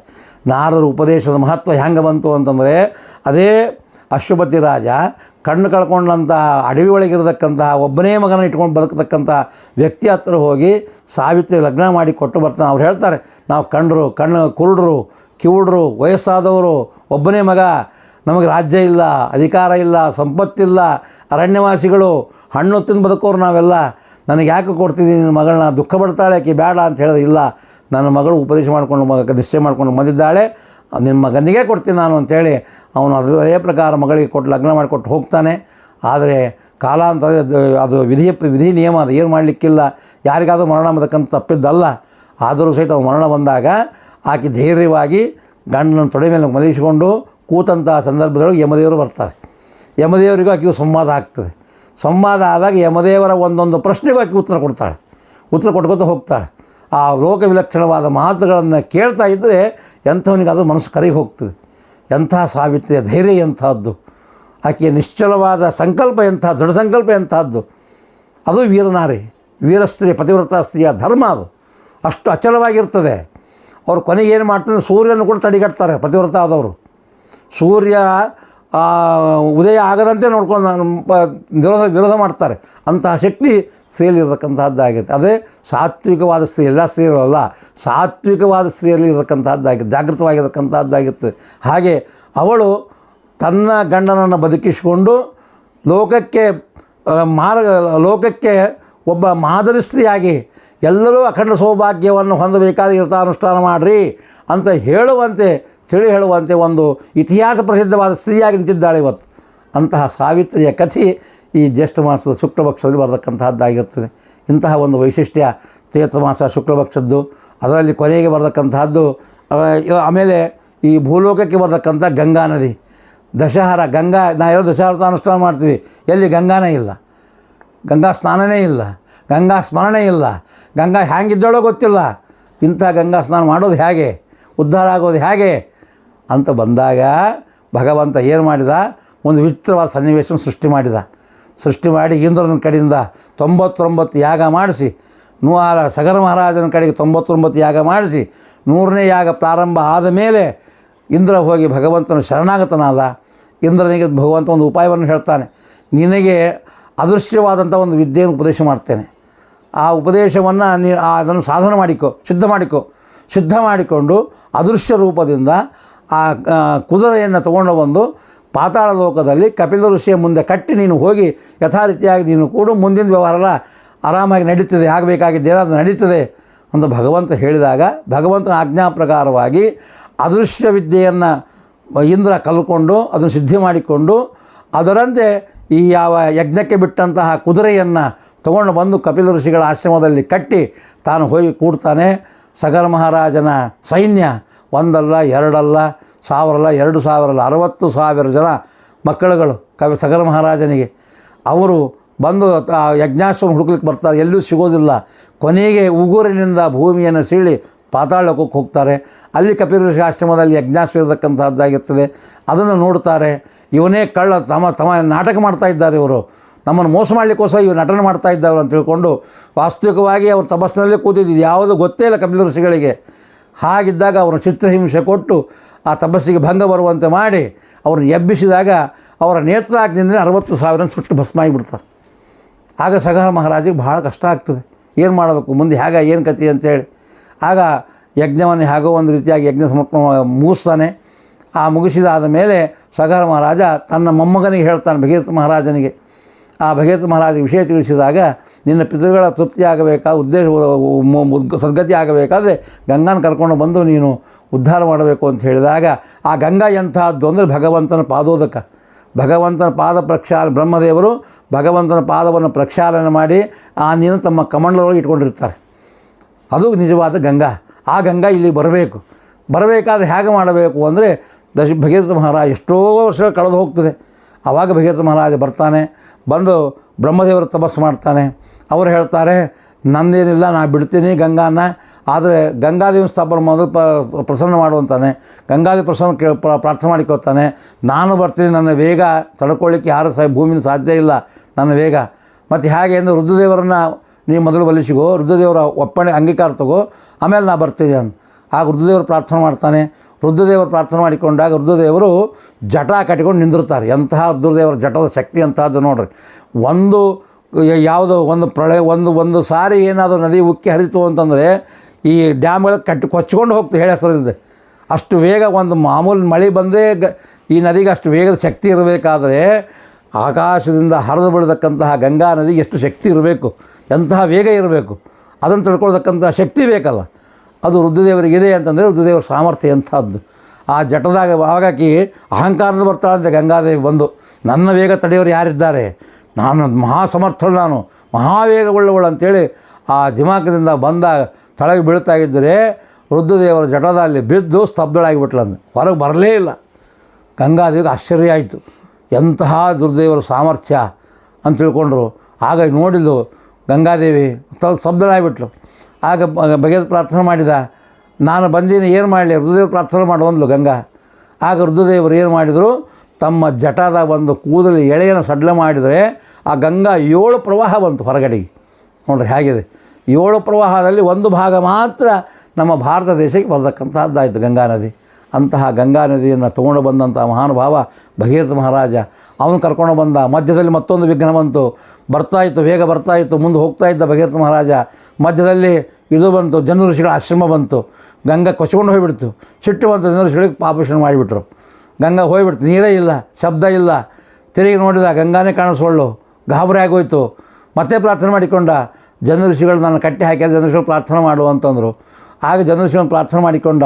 ಆಗ ಜನ ಋಷಿಗಳು ಏನು ಮಾಡಿ ತಮ್ಮ ಬಲಗಿವಿಯಿಂದ ಬಿಟ್ಟರು ಅದನ್ನು ಗಂಗಾನ. ಅದಕ್ಕೆ ಇವತ್ತಿಗೂ ಕೂಡ ನಾವೇನಾದರೂ ಶೌಚಾಚಮನಾದಿಗಳು ಮಾಡತಕ್ಕಂಥ ಸಂದರ್ಭದೊಳಗೆ ನೀರು ಸಿಗಲಿಲ್ಲ ಅಂತಾದ ಪಕ್ಷದಲ್ಲಿ ಶ್ರೋತ್ರಾಚಮನ ಮಾಡಿರಿ ಅಂತ ಹೇಳ್ತಾರೆ. ಅಂದರೆ ಬ್ರಾಹ್ಮಣರ ಬಲಗಿವಿಯಲ್ಲಿ ಗಂಗಾ ಸನ್ನಿಧಾನ ಇರ್ತದೆ. ಯಾಕೆ? ಜನ ಋಷಿಗಳ ಪ್ರಭಾವದಿಂದ, ಜನ ಋಷಿಗಳ ಒಂದು ತೋರಿಸಿಕೊಟ್ಟ ಮಾರ್ಗದಿಂದ. ಅದು ನಮಗೆ ಗೊತ್ತಿಲ್ಲ. ಇದು ಯಾಕೆ ಸುಮ್ಮನೆ ಕಿವಿ ಮುಟ್ಕೊಂಡ್ರೆ ಏನು ಬರ್ತದೆ ಅಂತ ಹೇಳ್ತೀವಿ ನಾವು. ಆದರೆ ಬ್ರಾಹ್ಮಣರ ಬಲಗಿರಿಯಲ್ಲಿ ಗಂಗಾ ಸನ್ನಿಧಾನ ಇರ್ತದೆ ಅನ್ನುವುದನ್ನು ಇವತ್ತಿಗೂ ಕೂಡ ಶಾಸ್ತ್ರ ನಮಗೆ ತಿಳಿಸ್ತಾ ಇದೆ. ಅದಕ್ಕೆ ನಾವು ಶೌಚಾಲಯಗಳಿಗೆ ಹೋಗಬೇಕಾದ್ರೆ ನಮ್ಮ ಯಜ್ಞೋಪವೀತವನ್ನು ಬಲಗಿವಿಗೆ ಸುತ್ತಿಕೊಳ್ಳ್ರಿ ಅಂತ ಹೇಳ್ತಾರೆ. ಏನು? ಗಂಗಾ ಸನ್ನಿಧಾನ ಇರ್ತದೆ, ಗಂಗಾ ಸ್ಪರ್ಶ ಯಜ್ಞೋಪವೀತಿಗೆ ಇರ್ತದೆ, ಅದಕ್ಕೆ ಅಪವಿತ್ರ ಎಂಬುದು ಆಗೋದಿಲ್ಲ ಅನ್ನತಕ್ಕಂಥ ಧಾರ್ಮಿಕ ಹಿನ್ನೆಲೆ ಕೂಡ ಇದರ ಅಡಗಿರತಕ್ಕಂತಹದ್ದಾಗಿದೆ. ಇದನ್ನು ಸೂಕ್ಷ್ಮವಾಗಿ ಗಮನಿಸಬೇಕು ಇದನ್ನು, ಇಂಥವೆಲ್ಲ. ಹಾಗೆ ಗಂಗಾನ ಕರ್ಕೊಂಡು ಬಂದ ಮಹಾನುಭಾವ ಪಾತಾಳ ಲೋಕಕ್ಕೆ ಹೋದ. ಅಲ್ಲಿ ತನ್ನ ಪಿತೃಗಳೆಲ್ಲ ದಗ್ಧರಾಗಿ ಕೂತಿದ್ದು ಬೀದರು ಪರ್ವತಾಕಾರದಲ್ಲಿ ಬೂದಿ ಬಿದ್ದಿತ್ತು. ಅದರ ಮೇಲೆ ಗಂಗಾ ಸ್ಪರ್ಶ ಮಾಡಿಸಿದ, ಅವನ್ನೆಲ್ಲ ಉದ್ಧಾರ ಮಾಡ್ತಕ್ಕಂಥವನಾದ. ಆ ನಿಟ್ಟಿನಲ್ಲಿ ಗಂಗಾ ಪ್ರವಾಹ ಇಲ್ಲಿ ಬರತಕ್ಕಂಥದ್ದು. ಅದಕ್ಕೆ ಭಾಗೀರಥಿ, ಜಾಹ್ನವಿ, ಗಂಗೆ ಅದಕ್ಕೆ ಎಲ್ಲ 12 ಹೆಸರು ಇರತಕ್ಕಂಥದ್ದಾಗಿದೆ ಮಹಾನುಭಾವಳಿಗೆ. ಅಂತಹ ಗಂಗಾ ನದಿಯ ಪ್ರವಾಹ ಬಂದಿದ್ದು ಇದೇ ಜ್ಯೇಷ್ಠ ಮಾಸ ಶುಕ್ಲಪಕ್ಷದ ದಶಮಿ ದಿವಸವೇ ಗಂಗಾ ಅವತರಣೆ ಆಗಿದ್ದು.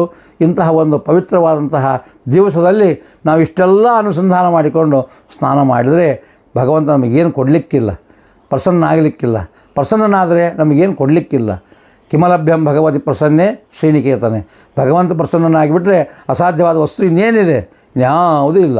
ಅದಕ್ಕೋಸ್ಕರವಾಗಿ ಇಂತಹ ಪವಿತ್ರವಾದಕ್ಕಂಥ ವಿಶಿಷ್ಟವಾದಂತಹ ಜ್ಯೇಷ್ಠ ಮಾಸ, ಇದನ್ನು ಭಕ್ತಿ ಶ್ರದ್ಧೆಗಳಿಂದ ನಮ್ಮ ಯೋಗ್ಯತಾನುಸಾರವಾಗಿ ಭಗವಂತ ನಮಗೇನು ನಮ್ಮ ಯೋಗ್ಯತೆಗೆ ತಕ್ಕಂತೆ ನಮಗೇನು ಫಲಗಳನ್ನು ಪದಾರ್ಥಗಳನ್ನು ಒದಗಿಸಿ ಕೊಟ್ಟಿದ್ದಾನೆ.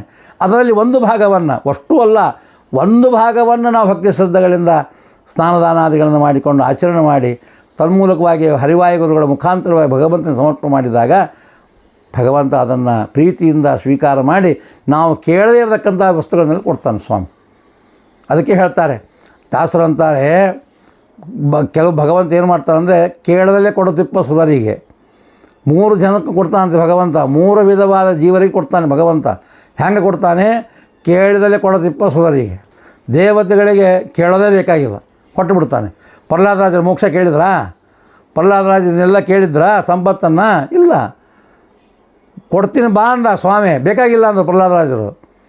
ಭಗವಂತ ಅದಕ್ಕೆ ಅಂತಾನೆ, ಮಮ ಪ್ರಾಣ ಪಾಂಡವ ಭಗವದ್ಭಕ್ತನ ಪ್ರಾಣಕ್ಕಿಂತ ಹೆಚ್ಚು ಅಂತ ಭಗವಂತ ಹೇಳ್ತಾನೆ ಅಭಿಮಾನದಿಂದ. ಯಾಕೆ ಹೇಳ್ತಾನೆ? ಮೋಕ್ಷ ಕೊಟ್ಟರು ಕೂಡ ತೃಣಪ್ರಾಯ ಅವರಿಗೆ, ಬೇಕಾಗಿಲ್ಲ ನೀನು ಮೋಕ್ಷ ಅಂತಾರೆ. ಈ ದಾರಡ್ಯ ಯಾರಿಗಿದೆ? ಇಂತಹ ಭಕ್ತಿ ಯಾರಿಗಿದೆ?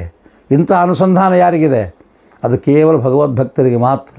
ಆ ಭಗವದ್ಭಕ್ತರ ಪಾದದ ಧೂಳಿಯನ್ನು ನಾವು ತಲೆ ಮೇಲೆ ಧಾರಣ ಮಾಡಿದರೆ ಭಗವಂತ ನಮಗೇನು ಕೊಡಲಿಕ್ಕಿಲ್ಲ ರೀ, ಗುರುಗಳಿಗೇನು ಕೊಡಲಿಕ್ಕಿಲ್ಲ ರೀ ನಮಗೆ. ವಿನಾ ಮಹತ್ಪಾದ ರಜೋಭಿಷೇಕಾತ್ ನಮಗೇನು ಸಿಕ್ಕರು ಕೂಡ ನೀವು ನಾ ಲಕ್ಷಾನುಗಟ್ಟಲೆ ಕೋಟ್ಯಾಂಗಟ್ಟಲೆ ಸಂಪಾದನೆ ಮಾಡಿ ಅದನ್ನು ದಾನ ಮಾಡ್ತೀನಿ, ಇದನ್ನು ದಾನ ಮಾಡ್ತೀನಿ, ಆ ವೃತ್ತ ಮಾಡ್ತೀನಿ, ಈ ವೃತ್ತ ಮಾಡಿ, ಅವೆಲ್ಲ ಕಿತ್ತೋಗಿ ಅಂತಾನೆ ದೇವರು. ಅದು ಯಾವುದೇ ಪ್ರಯೋಜನ ಇಲ್ಲ ಅಂತಾನೆ. ನೀ ಭಗವದ್ಭಕ್ತರ ಪಾದೋದಕವನ್ನು ಪಾದಧೂಳಿಯನ್ನು ಶಿರದ ಧಾರಣ ಮಾಡಿದ್ಯಾ, ಅದರಲ್ಲಿ ಹೊರಲಾಡಿದ್ಯಾ, ಅವರನ್ನು ಸ್ತೋತ್ರ ಮಾಡಿದ್ಯಾ, ಅವರ ಮಹಾತ್ಮೆ ಶ್ರವಣ ಮಾಡಿದ್ಯಾ, ಅದನ್ನು ಮಾಡಿಕೊಂಡು ಈ ಕಡೆ ಬಾ ಅಂತಾನೆ ದೇವರು. ಅದು ಇಲ್ಲ ಅಂದರೆ ಏನೂ ಇಲ್ಲ. ನೀ ಏನು ಮಾಡಬೇಡ, ಅದನ್ನು ಮಾಡು, ಎಲ್ಲ ಮಾಡಿದಂತೆ ಆಗ್ತದೆ. ಅದು ಭಗವದ್ಭಕ್ತರ ವೈಶಿಷ್ಟ್ಯ, ಭಗವಂತನ ವೈಶಿಷ್ಟ್ಯ. ಅಂತಹ ಒಂದು ಪವಿತ್ರವಾದ ಜ್ಯೇಷ್ಠ ಮಾಸ, ಒಳ್ಳೆಯ ಮಾಸ ಇದೆ. ಯಾಕಂದರೆ ಯೋಜಕಸ್ತತ್ವ ದುರ್ಲಭ ಅಂತಾರೆ. ಇವತ್ತು ನಾವು ಹಣ ಕೊಡ್ಬೋದು, ಯಾರೇನು ಸಹಾಯ ಮಾಡೋದು ಮಾಡಿಬಿಡ್ತೀವಿ. ಆದರೆ ಅದನ್ನು ಸಾರ್ಥಕ ರೀತಿಯಲ್ಲಿ, ಸಾರ್ಥಕತೆಯಿಂದ, ಯಾವ ಥರದ ಪ್ರತಿಫಲಾಪೇಕ್ಷೆ ಇಲ್ಲದಲೇ ಶುದ್ಧ ಮನಸ್ಕರಾಗಿ ಆ ಬಂದಂಥ ಹಣವನ್ನೆಲ್ಲ ಸರಿಯಾದ ರೀತಿಯಲ್ಲಿ ವಿನಿಯೋಗ ಮಾಡಿದರೆ ಅದು ಸ್ವಲ್ಪ ಕೊಟ್ಟವರಿಗೂ ಕೀರ್ತಿ, ಕೊಟ್ಟವರಿಗೂ ಒಳ್ಳೆಯದಾಗ್ತದೆ. ಅದನ್ನು ಯೋಜನೆ ಮಾಡಿದವರಿಗೂ ಫಲ ಸಿಗ್ತಕ್ಕಂಥದ್ದಾಗ್ತದೆ. ಯೋಜಕಸ್ತತ್ವ ದುರ್ಲಭ ಅಂತಾರೆ. ಯೋಜನೆ ಮಾಡೋದು ಭಾಳ ಕಷ್ಟ ಅದರಲ್ಲಿ ಕೂಡ. ಆದ್ದರಿಂದ ಇಂತಹ ಒಂದು ವಿಶಿಷ್ಟವಾದಂತಹ ಪ್ರಸಂಗದಲ್ಲಿ ಇಂತಹ ಸೇವಾಕರ್ತರುಗಳು ಇದ್ದಾರೆ. ಆ ಸೇವಾಕರ್ತರುಗಳು ಪರಿಮಳಬಾಯಿ ಮತ್ತು ಶ್ರೀನಿವಾಸಾಚಾರ್ಯ, ಮಧ್ವಾಚಾರ್ಯ ಜೋಶಿ, ಇವರು ಸೇವಾಕರ್ತರುಗಳು. ಅವರು ಸೇವೆ ಮಾಡ್ತಾರೆ. ಅದು ಯೋಜನೆ ಮಾಡಬೇಕಾದ್ರೆ ಇಂತಿಂಥ ಪಂಡಿತರಿಂದ ಇದನ್ನು ಮಾಡಿಸ್ಬೇಕು, ಇಂತಿಂಥ ಪಂಡಿತರಿದ್ದಾರೆ, ಇಂತಿಂಥ ಸಜ್ಜನರಿದ್ದಾರೆ, ಅವ್ರ ಕಡೆಯಿಂದ ಇದನ್ನು ಹೇಳಿಸ್ಬೇಕು, ಅದನ್ನು ಯೋಜನೆ ಮಾಡಬೇಕು, ಅವ್ರಿಗೆ ನಾವು ಹೇಳಬೇಕು, ಅವ್ರು ಯಾವಾಗ ಬಂತ ಹೋಗಬೇಕು, ಅವ್ರು ಹೇಳ್ತಾ ಅದನ್ನು ಕೇಳಬೇಕು, ಅವ್ರು ಯಾವ ಸಂದರ್ಭ ಹೇಳ್ತಾರೆ ಆ ಸಂದರ್ಭಕ್ಕೆ ನಾವು ರೆಡಿ ಇರಬೇಕು ಅನ್ನುವುದನ್ನು ಮನಸ್ಸಿನಲ್ಲಿ ಇಟ್ಟುಕೊಂಡು ಅವ್ರನ್ನ ಗುರುತಿಸಿ ಅವ್ರ ದ್ವಾರ ಅವ್ರು ಕೊಟ್ಟಂಥ ಹಣವನ್ನು ವಿನಿಯೋಗ ಮಾಡಿಕೊಂಡು ನಾವು ಯೋಜನೆ ಮಾಡಿದರೆ, ಜಗತ್ತಿಗೆ ಇದನ್ನು ಉಪಕಾರ ಮಾಡಿದರೆ ಇದಕ್ಕಿಂತ ಭಾಗ್ಯ ಇನ್ನೇನು ಬೇಕು ನಮಗೆ ಸ್ವಾಮಿ. ಅದರಲ್ಲಿ ಕೂಡ ವೈಷ್ಣವ ಜನ್ಮ, ಮಾಧ್ವ ಜನ್ಮ, ಅನುಸಂಧಾನ ಮಾಡಿಕೊಳ್ತಕ್ಕಂತಹ ಜನ್ಮ ಸುಲಭವಾಗಿ ಸಿಗುತ್ತಾ ಇದೆ. ಅದನ್ನು ನಾವು ಸಾರ್ಥಕತೆ ಮಾಡಿಕೊಳ್ಬೇಕು. ಇಂತಹ ಕುಟುಂಬಕ್ಕೆ ಭಗವಂತ ರಾಘವೇಂದ್ರ ಭಾರತೀಯ ಮುಖ್ಯ ಪ್ರಾಣ ಅಂತಕ್ಕಂಥ ಭಗವಂತ ಹಿತೋಪದೇಶವಾಗಿರ್ತಕ್ಕಂಥ ಜ್ಞಾನ ಹೀಗೆ ಆ ಸೇವಾಕರ್ತರುಗಳಾದಂತಹ ಶ್ರೀಮತಿ ಪರಿಮಳಬಾಯಿ ಮತ್ತು ಶ್ರೀನಿವಾಸಾಚಾರ್ಯ, ಮಧ್ವಾಚಾರ್ಯ ಜೋಶಿ, ಹುನಗುಂದ ಬ್ರಾಕೆಟ್ನಾಗ ಧಾರವಾಡ, ರಿಟೈರ್ಡ್ AEE ಇಂತಹ ಕುಟುಂಬಕ್ಕೂ ಮತ್ತು ಇದನ್ನು ಸೇವಾ ಮಾಡಿದಂಥ ಈ ಕುಟುಂಬಕ್ಕೂ ಯೋಜನೆ ಮಾಡಿದಂಥವರಿಗೂ ಕೂಡ ಭಗವದ್ಭಕ್ತರಾದಂಥ ಎಲ್ಲರಿಗೂ ಕೂಡ ಇದನ್ನು ಶ್ರೋತೃವೃಂದಕ್ಕೂ ಕೂಡ ಯಾಕಂದರೆ ಶ್ರೋತೃಗಳು ಬೇಕು. ನಾವು ಹೇಳ್ತೀವಿ ಶ್ರೋತೃಗಳಿಂದ ಏನು ಹೇಳೋದು?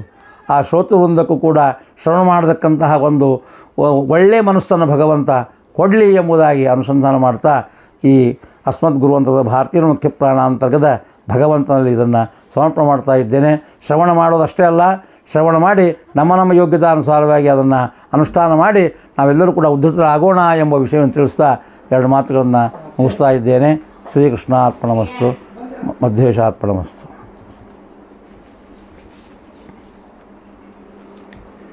ಇದುವರೆಗೂ ನಮ್ಮ ಗುರುಗಳು ವಸ್ತುತಃ ನಮಗೆ ಸ್ತೋತ್ರ ಪಾಠವನ್ನು ಹೇಳಿಕೊಟ್ಟು ಪ್ರಾರಂಭದಿಂದ ಪಾಠವನ್ನು ಹೇಳಿಕೊಟ್ಟಂತಹ ಗುರುಗಳು ಪೂಜ್ಯ ಆಚಾರ್ಯರು ನನ್ನ ಮೇಲೆ ಕರುಣೆ ಮಾಡಿ ಈ ಜ್ಯೇಷ್ಠ ಮಾಸ ಮಹಾತ್ಮೆಯನ್ನು ಅವರು ನಿರೂಪಣೆ ಮಾಡಿದ್ದಾರೆ. ಅವರಿಗೆ ನಾನು ತುಂಬ ಗೋಳಾಡಿಸಿದ್ದೇನೆ. ಆದರೂ ಅದನ್ನು ಮನಸ್ಸಿನಲ್ಲೇ ಇಟ್ಟುಕೊಳ್ಳದೆ ತುಂಬ ಹೃದಯದಿಂದ ಬಹಳ ವಿವರಣಾತ್ಮಕವಾಗಿ ಎಷ್ಟು ಬೇಕೋ ಅಷ್ಟನ್ನು ಆಚರಣೆಗೆ ಎಷ್ಟು ಬೇಕೋ ಜ್ಯೇಷ್ಠ ಮಾಸದ ಆಚರಣೆ ಎಷ್ಟು ಆಚರಣೆ ಮಾಡಿದರೆ ಇಡೀ ಜ್ಯೇಷ್ಠ ಮಾಸದ ಆಚರಣೆಯ ಫಲ ಬರ್ತದನೋ ಅಷ್ಟನ್ನು ಸಂಗ್ರಹಿಸಿ ನಿಮಗೋಸ್ಕರ ಶ್ರೋತೃಗಳಿಗೆ ಉಪಯೋಗ ಆಗಲಿ ಅನ್ನುವ ಒಂದು ವಿಶಿಷ್ಟವಾದ ಅನುಗ್ರಹ ಬುದ್ಧಿಯಿಂದ ಅವರು ಹೇಳಿದ್ದಾರೆ. ತುಂಬ ಹೃದಯದ ಧನ್ಯವಾದಗಳು. ಅವರ ಬಗ್ಗೆ ಇನ್ನೊಂದು ಮಾತು ನೀವು ತಿಳ್ಕೊಳ್ಳೇಬೇಕು. ಪ್ರತಿನಿತ್ಯ ಭಗವಂತನ ಪ್ರತಿಮೆಯನ್ನು ಮತ್ತು ಸಾಲಿಗ್ರಾಮಗಳನ್ನು ಪೂಜೆ ಮಾಡೋದನ್ನು ನಾವು ಯಾರನ್ನು ನೋಡ್ಬೋದು ಅಂತಂತಂದರೆ ಯತಿಗಳು ಪ್ರತಿನಿತ್ಯ ಮಾಡ್ತಾರೆ.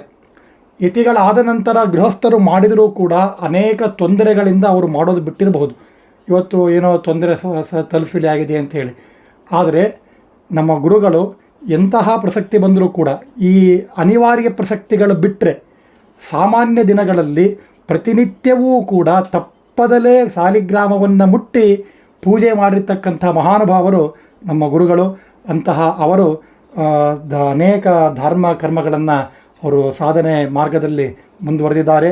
ಅವರು ಹೇಳಿರ್ತಕ್ಕಂಥ ಯಾರು ಈ ಜ್ಯೇಷ್ಠ ಮಾಸ ಧರ್ಮಗಳನ್ನು ಆಚರಣೆ ಮಾಡ್ತಾರೆ ಅವರಿಗೆ ಖಂಡಿತ ಸದ್ಗತಿ ಮತ್ತು ಅನೇಕ ಲೌಕಿಕ ಉಪಯೋಗಗಳು ಕೂಡ ಆಗುತ್ತದೆ ಅಂತ ಅನ್ನೋದರಲ್ಲಿ ಸಂಶಯ ಇಲ್ಲ. ಅಷ್ಟೇ ಅಲ್ಲ, ಯಾರಿಗೆ ಕೈಲಾಗೋದಿಲ್ಲ ಅವರು ಈ ಪ್ರವಚನವನ್ನು ಕೇಳಿದರೆ ಸಾಕು, ಕೇಳಿಬಿಟ್ರೂ ಕೂಡ ಆಚರಣೆಯ ಫಲ ಅಂತ ಅನ್ನೋದು ಬರ್ತದೆ ಅಂಥೇಳಿ ಹೇಳ್ತಾ ಇದ್ದಾರೆ. ಆದ್ದರಿಂದ ಇದನ್ನು ಕೇಳುವ ಮೂಲಕವೂ ಕೂಡ ಪುಣ್ಯ ಸಂಪಾದನೆಯನ್ನು ನೀವು ಮಾಡಿರಿ ಅಂಥೇಳಿ ಹೇಳ್ತಾ, ಈ ಒಂದು ನಮ್ಮ ಚಾನಲ್ಲು ಎಲ್ಲಿ ಯಾರ್ಯಾರು ಪಂಡಿತರು ಇರ್ತಾರೆ ಅವರ ಮನೆಗೇನೆ ಹೋಗಿ ಅವರ ಇದ್ದ ಸ್ಥಳಕ್ಕೇನೆ ಹೋಗಿ ಅವರಿಂದ ಜ್ಞಾನದ ಒಂದು ಈ ಪಿಪಾಸವನ್ನು ಪೂರ್ಣ ಮಾಡ್ತಕ್ಕಂಥ ಒಂದು ಯೋಜನೆಯನ್ನು ಹಾಕಿಕೊಂಡಿದೆ.